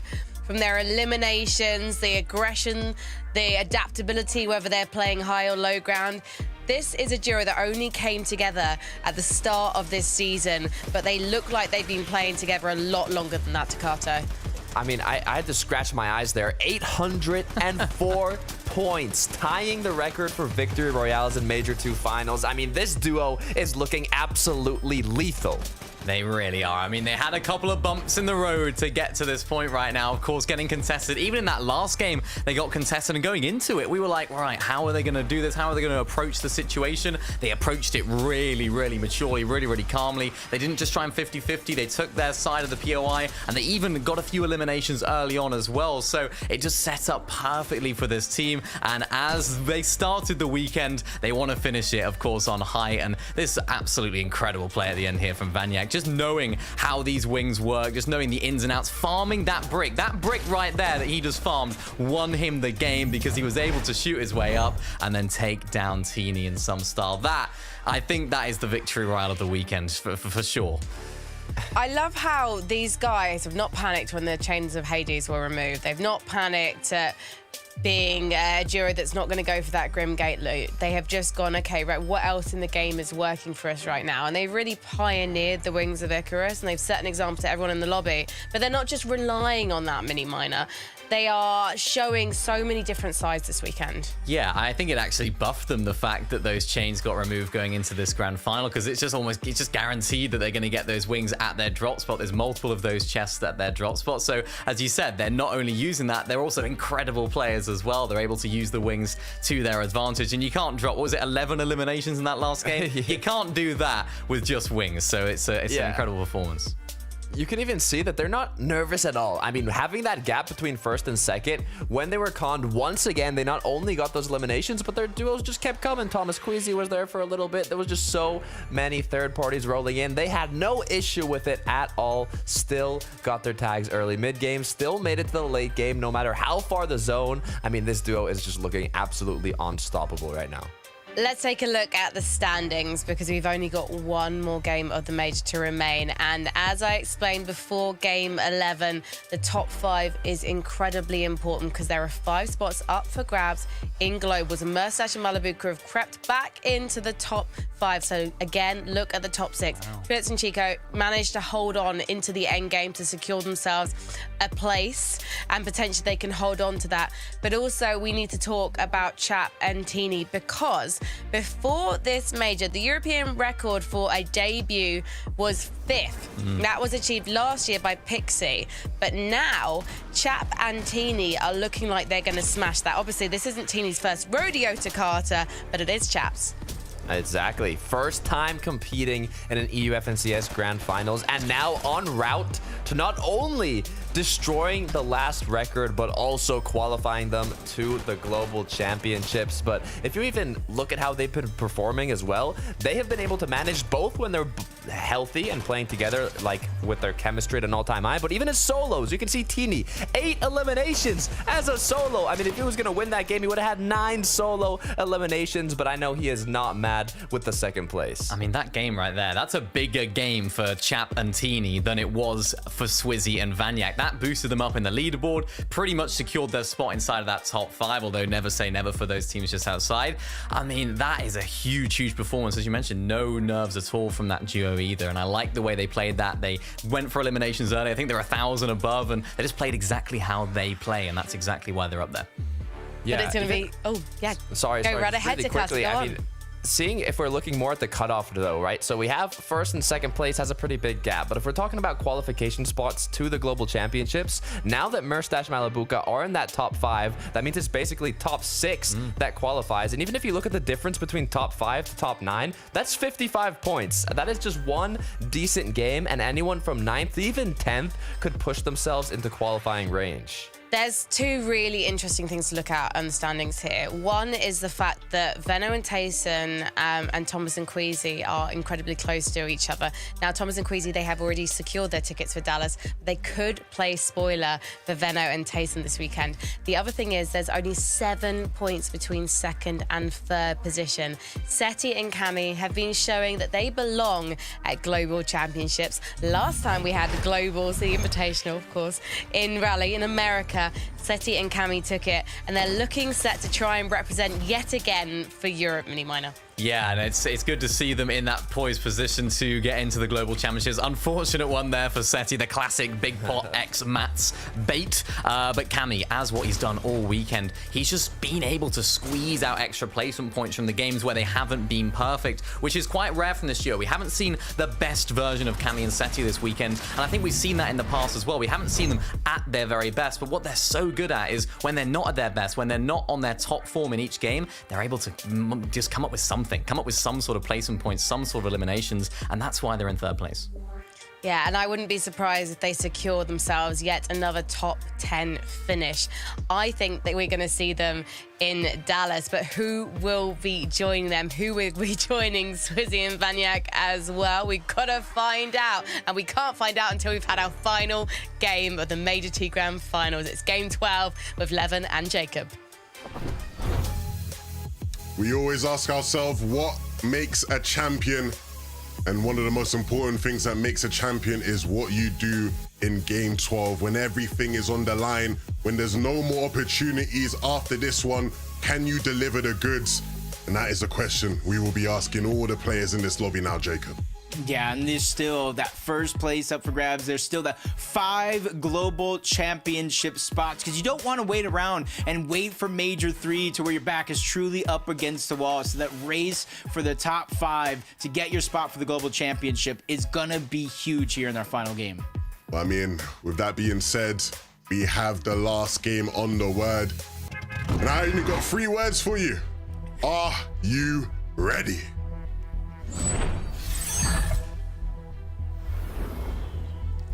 Born ready for a situation like this. I think everybody at home at the edge of their seats trying to think who will qualify for the global championship. And we even have in contention of that top 5 or 2 teams that already have the spot themselves, with Queasy and Thomas, Malabuka and Merstash. So definitely those spots can continue to trickle down that leaderboard. 100%.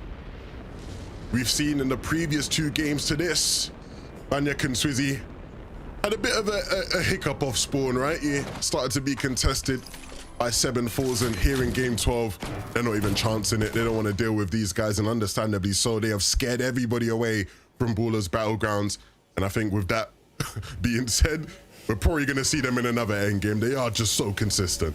Yeah, there really hasn't been able to been one team to convincingly stop them. Yeah, they might have went down, I think, game 10, maybe even 9, but just wasn't enough time to really capitalize on those mistakes. As Ferdoxy actually getting a little brave. It does look like he took down Malabuka. Maybe he's ready to contest Grim Gates himself instead of taking the outside loot.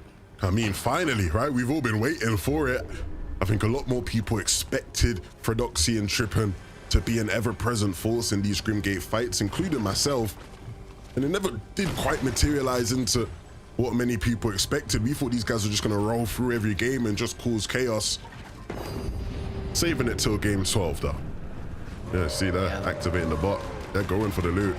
Mustache can only watch. It's honestly almost an all or nothing situation for them as well, considering, 23rd place to start the game, 291 points. So they definitely need probably about like a 20 elimination victory royale just to give them a shot in that top 5.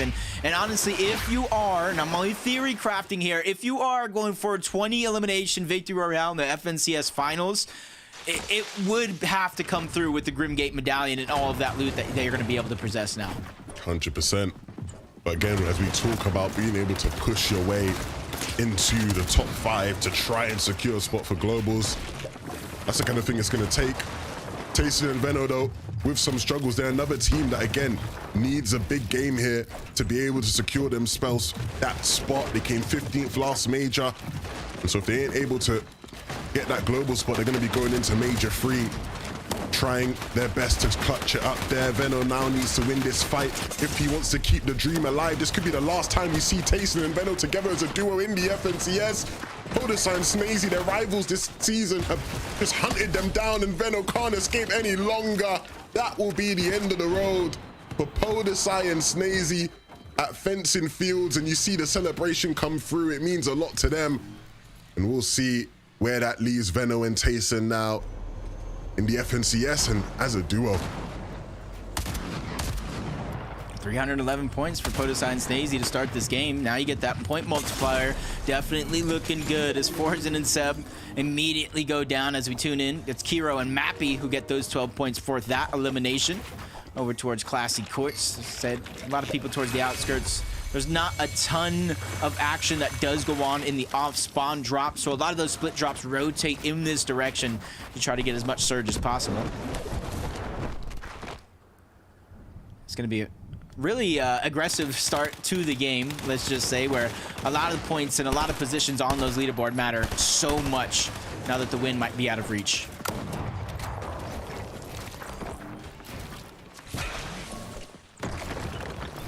Pink and Vico, 250 points. Not necessarily the performance that I expected to see from Pink and Vico, or CZB and Nathan for that matter. But said, we've already seen a 162-point game. These guys could definitely move up the leaderboard and have a shot at that global championship and have a shot at getting thousands of more dollars. Chap's gone down here in what is just an absolute cluster of a battle. Very, very messy situation, and that leaves Teeny fending for himself. Patience is going to be the biggest thing for Teeny, especially with how aggressive and quick him and Chap do react in a lot of these situations. It's interesting to see how the tables have turned, and he's just peeking through the cone, getting as much information as possible, trying to figure out where these players are at, where they're rotating to, and with another team coming in, this might be the distraction that Teeny needs to try to get Chap's reboot card and disengage out of this position to try to have that better chance. Because even though you see first place and a huge gap between them and that spot, hey, anything can still happen, and they can certainly fall down the leaderboard. I mean, that would be such a sad way to go out for a team that has really just taken us by storm. I think the moment they got together as a duo, people who knew about both players were very excited at the prospect, right? It just felt so exciting. Two top players, top fighters. Chap, you know, a player that's yet to make his name in FNCS history. And this season's performance from them here in Grand certainly would be a way to do it again. When you look at the last 2 years of FNCS duo competition, since FNCS's mode stayed as duos, the best performance you've seen from a player playing in their first EU Grand Finals is fifth. It came from Pixie and Della. And right now, Chap has the opportunity to break that record, break that streak. And it would be deserved. He's just been phenomenal this season. Hopefully, Teeny can get him back into the game. We can see that happen. I swear it's like interesting because it's going to change a little bit of the flow of the game with how active. There's only 75 players still left alive, and I expect it to get lesser and lesser as this one does progress. Players just trying to get as many points as possible through eliminations in this early game. That way they can attempt to close the gap, with the rest being placement points and any extra bonus eliminations they can find later on in this same game. And you can see Fordoxy by himself, just kind of stuck between a rock and a hard place. With two other teams positioned close by, one of them being Cringe and Noms, who's ready to pounce at a moment's notice. Cringe and Noms may have fallen out of favor in terms of the standings, but it's not done for them yet. A big game here could be enough to push them into one of those global championship qualifying spaces. And for a duo that almost split up during the semi-finals, Jacob, that would be quite the accomplishment. Might be a little bit more doing that is out of their control, but they still, with a big game, 150 plus points. A couple of players and teams going down in the right order. Above them, they can see themselves advance for the global championship as they continue to chase on to Fordoxy. A couple extra shots coming in, but that's not going to distract them from their focus and their main point. They know Fordoxy's a solo, and they see it as 6 free points, some loot, and some surge that they can add to their totals. They really chased this guy down.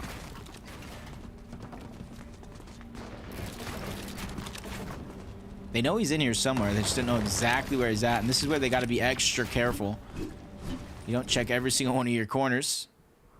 Fordoxy with a one pump can try to take you out. And that's why they're pausing, keeping themselves stagnant in this position to try to get the shields up to 200 effective shield and HP. So that way they don't have to worry about that one shot potential.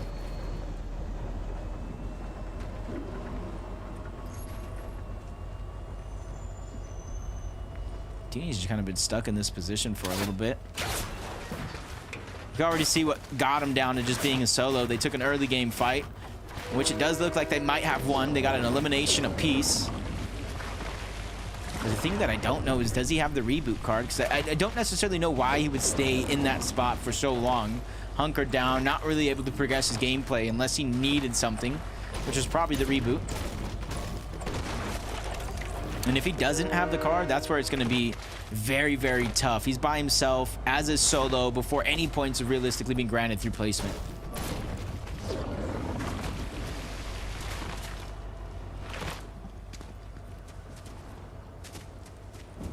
Big game now for Teeny.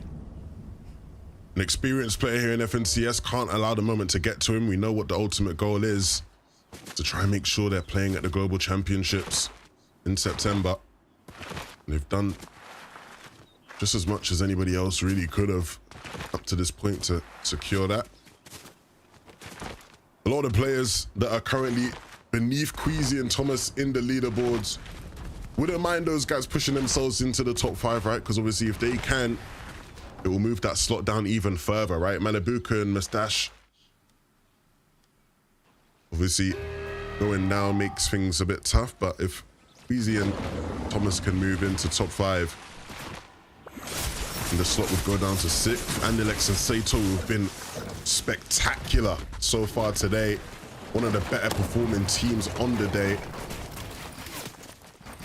Hopefully can now use this as a chance to keep moving their way on up. Taking down Cammy is huge in terms of doing that, closing that gap. If they can get Seti down as well, that wouldn't be too bad. Wow. Even in the bush, Andilex just firing blindly, but firing strong. And that was one of the big questions today, Jacob, right? It was, you know, Seti and Cammy did well day one. Andilex and Sato didn't do as good. Were they going to start playing more aggressively towards Seti and Cammy, right? We know they land very close to each other. And it looks like today, whatever Andilex and Sato changed has been working a treat. And now they get their pick of the litter, essentially. Because you know that Seti and Cammy consolidate all the extra heals in a base like that, taking down Cammy itself, and then the bunker in which they rotated off from Seti on the run, finding an opportunity to try to get Surge almost instantly. He's facing a higher elevation, so it's hard to battle back from below, but you got to kind of do and take what opportunities that you can. Especially when you are a solo, but Thunderbolt's even coming in. Seti really getting caught off guard by the Thunderbolt of Zeus, just taking a lot of damage there in a moment like that. It's almost like payback. Stop shooting in our direction. That's Swizzy, that's Vanya. Already have their position on the leaderboard sealed. You gotta imagine they gotta be planning already for that global championship.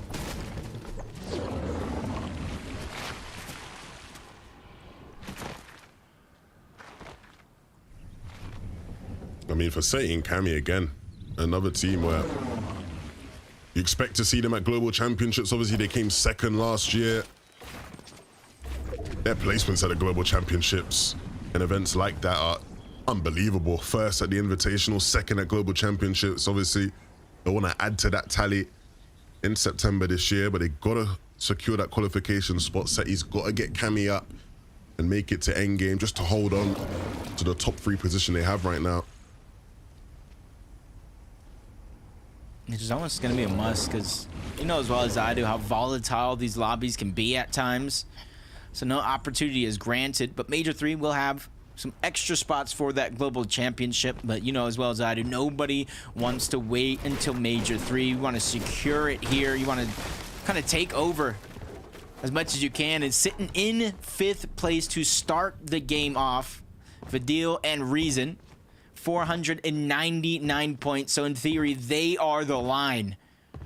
So as long as they can have kind of a top 10, maybe even top 8 performance, you gotta imagine that's gonna seal the deal for them, secure their spot in the global championship, probably even earn some extra dollars for their pockets as soon as they pass at least one team up on that leaderboard.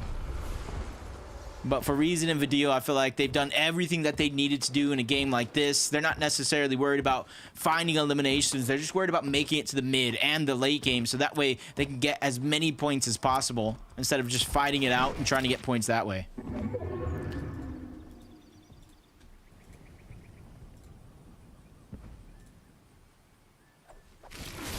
Queasy and Thomas now making use of those bushes in their bases. It's Sato in front of them. Everything just sort of chill right now. Nobody peeking too crazy. Well, these guys have already accumulated decent amounts of damage. Oh my. As soon as I say everything chill, somebody decides to chuck a lightning bolt. Fancy that. And as soon as that first lightning bolt, you see them dropping down. Everybody starts to shoot in that direction. In the feed, Swizzy does look like he has been knocked and taken down, which isn't too much of a worry. We go on top of Rift Island to try to make that a possibility. They're close by, both Jakey and Twee. And Vaniac is just literally inside the capture point. Whether it's capture or not, just a brave place to be.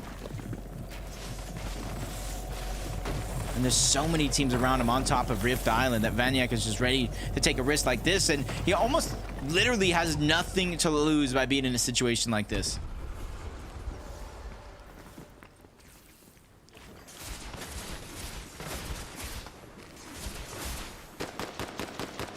One of the less clean games we've seen from them. But when you've got the lead they've got, I'm sure they'll be fine. They won't be too upset about it. It's just about having fun for them. Really don't have to worry about much. They have the legendary bananas as well. They can stay as long as he wants on top of Rift Island, deep within the zone. You hear some rifts going off for some other teams and players as well. They're ready to take the fight on top of Rift Island. Destru, Pyro, they're the ones getting pushed further and further towards the low ground. And you can see Vaniac just looking around, trying to figure out exactly where these players are at, just in case push comes to shove and they enter the box. Yeah, I mean, he's hoping someone's going to need some loot and so decides to go up in there. And he'll be waiting when the time comes. Seti and Teeny, some of his other competitors at the top of the leaderboard, all playing as solos now. All of our best teams so far today.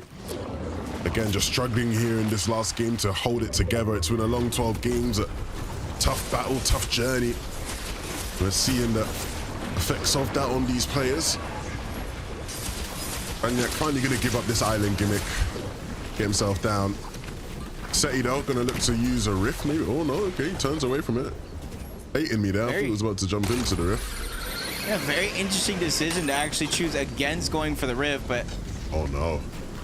Is he gonna... Still a couple teams up there. Vaniac's left. I thought for a second Vaniac was still maybe here for a second. They were just gonna run into each other, but Vaniac has left.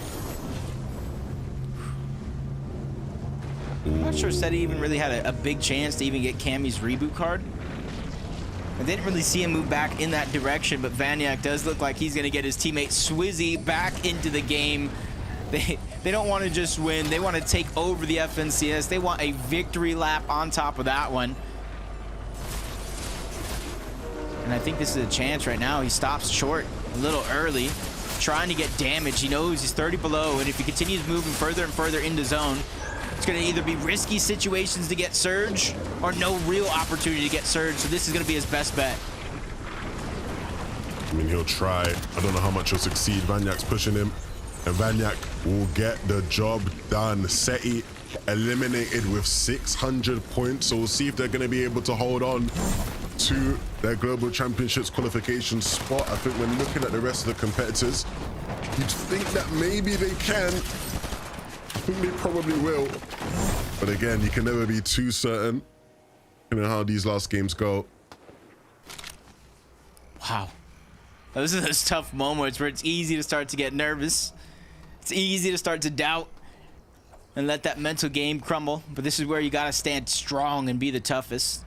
Noms and Cridge really have a case for themselves, especially with Seti and Cammy going down. A much harder threshold of points to reach overall, but definitely have given themselves at least an opportunity to do so.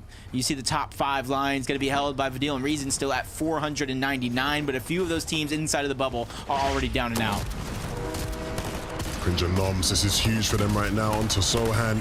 They need this, and they almost get it cleanly, but Cringe goes down, and that just doesn't work in their favor because he's not really going to be able to get him back up. So Noms is going to have to try and fight for the FNCS alone. And as I say that, Upper and Helechis right there, potentially about to knock on the door. And we know they're fighting prowess. Yeah, Nom's wisely just getting out of the way. Doesn't want to have to deal with those two.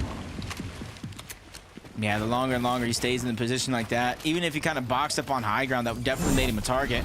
Now he's looking at the troll under the bridge and try to really not let anybody pass him. Teeny. As you see how he got that elimination on the Tripper and just flying through the sky. Can't imagine he goes back to back. I don't think he does. Prodoxy still figured out a way to stay alive.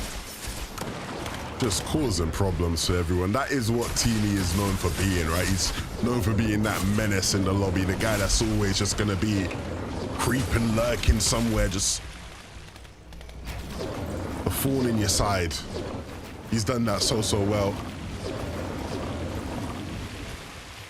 Got to fly out of a picnic, making some good food, got some good dessert, but he's just buzzing around. He won't go away. Doesn't matter how many times you try to swat him down. He's just one of those players that just can outlast everything. And even looking down below, he knows somebody is positioned down there. And he's just waiting, knowing that that player has to rotate and eventually leave that cover. I think he's going to try to hold his spot, get the elimination, and try to go from there. And that's the shots coming in from above. Teeny know exactly what he wants to do, when he wants to do it. And there's very few people that can deny him these opportunities.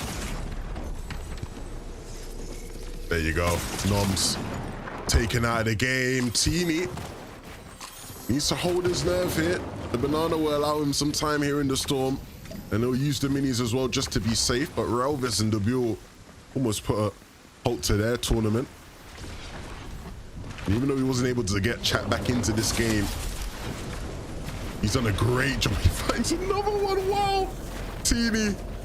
Again, just the menace, the lobby menace. You think you're safe and Teeny's just lurking behind you somewhere. With a water-bending mythic.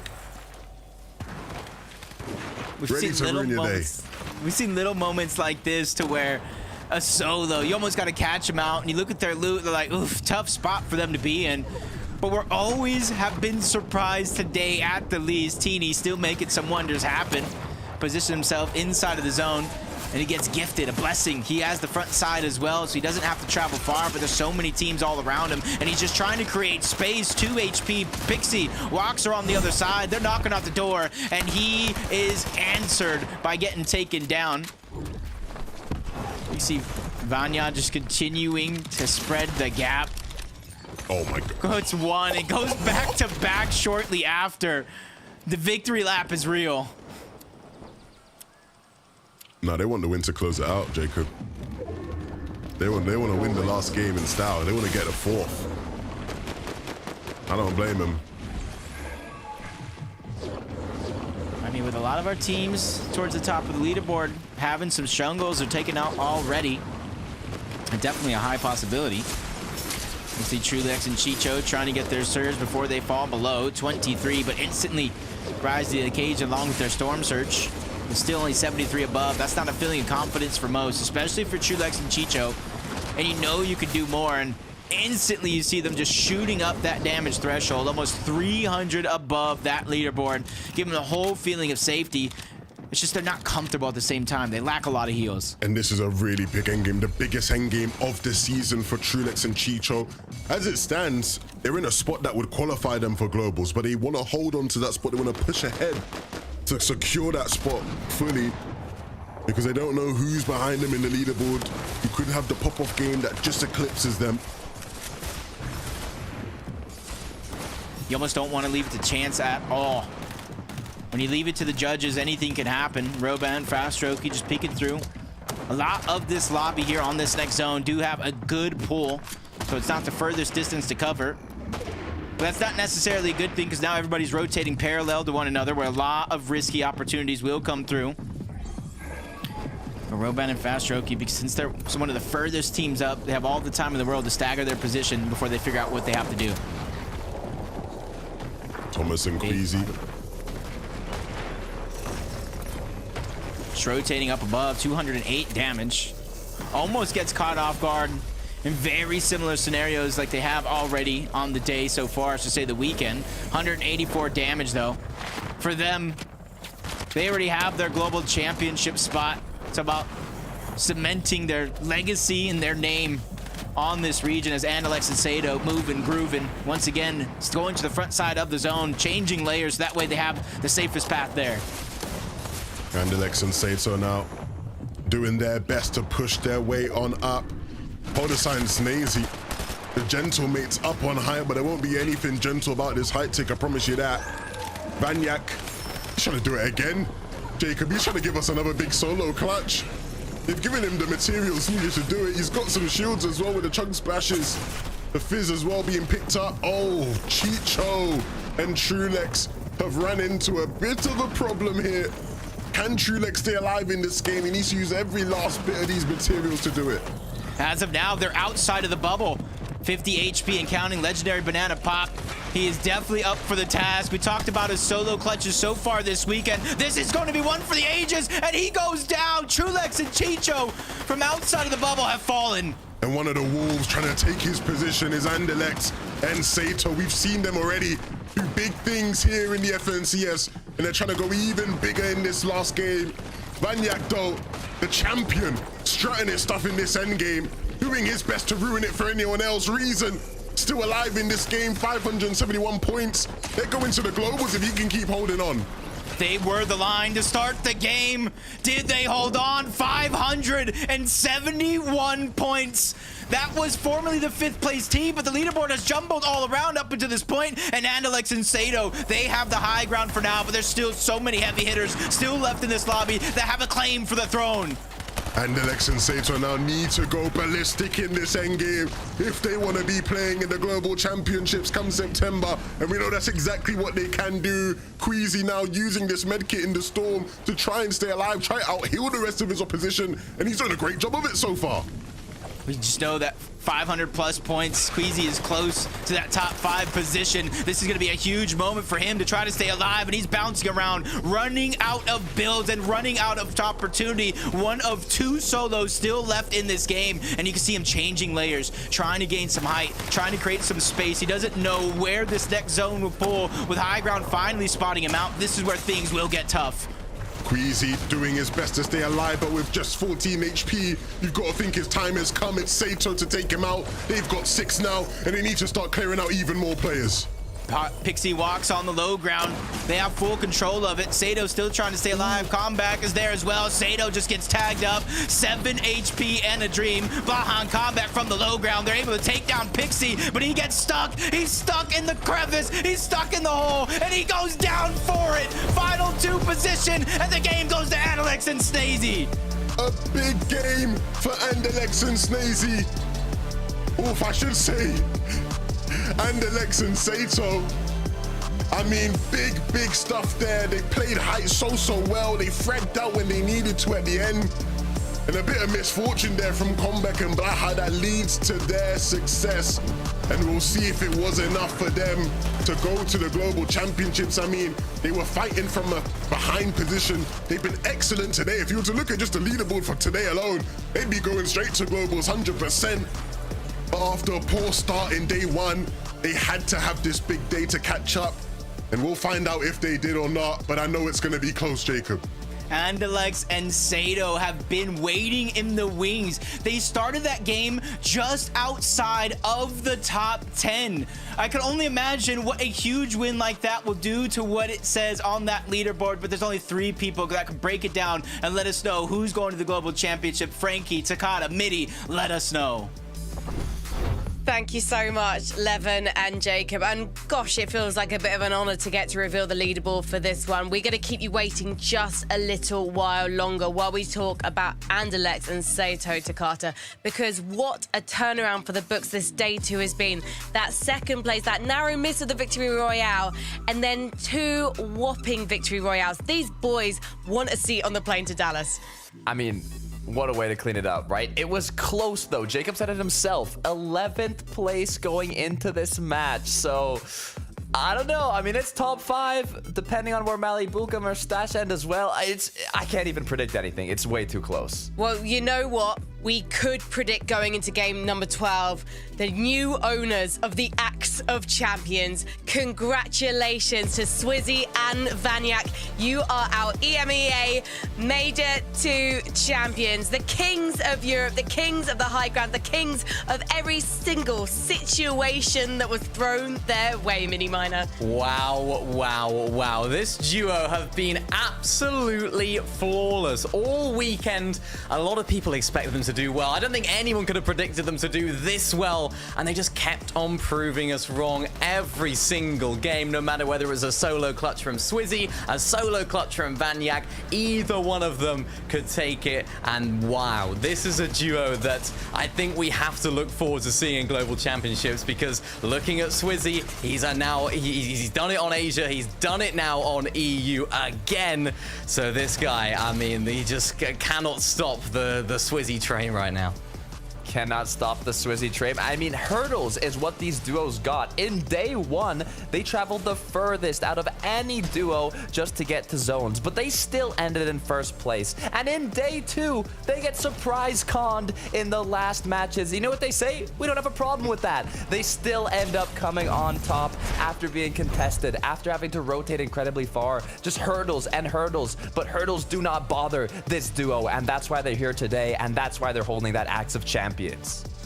Does looking at this duo make you even more excited for Dallas Mini Miner? Because I feel like with such a dominant display here, having just been a duo for one season, we could be looking at a very high placement for these boys at Global Championships. Oh, 100%. I mean, this is a duo, as you mentioned, that formed their season. Their bond seems to be inseparable right now. Swizzy earlier posting on socials, I love my duo for good reason, because both of them have been pulling their own weight today. And I just think the ability to take all of that pressure, considering Vanyak as well, this is his first FNCS title, so he hasn't been in this situation before, to take all that pressure, take it on board almost, and think, right, let's just use this as momentum. Even when there's a team contesting them, they seem to have all the answers, and I think this is a duo that we have to keep our eyes on, because they just don't seem to be, they're unstoppable. They don't seem to be able to be stopped. It's crazy. I don't know how they do it.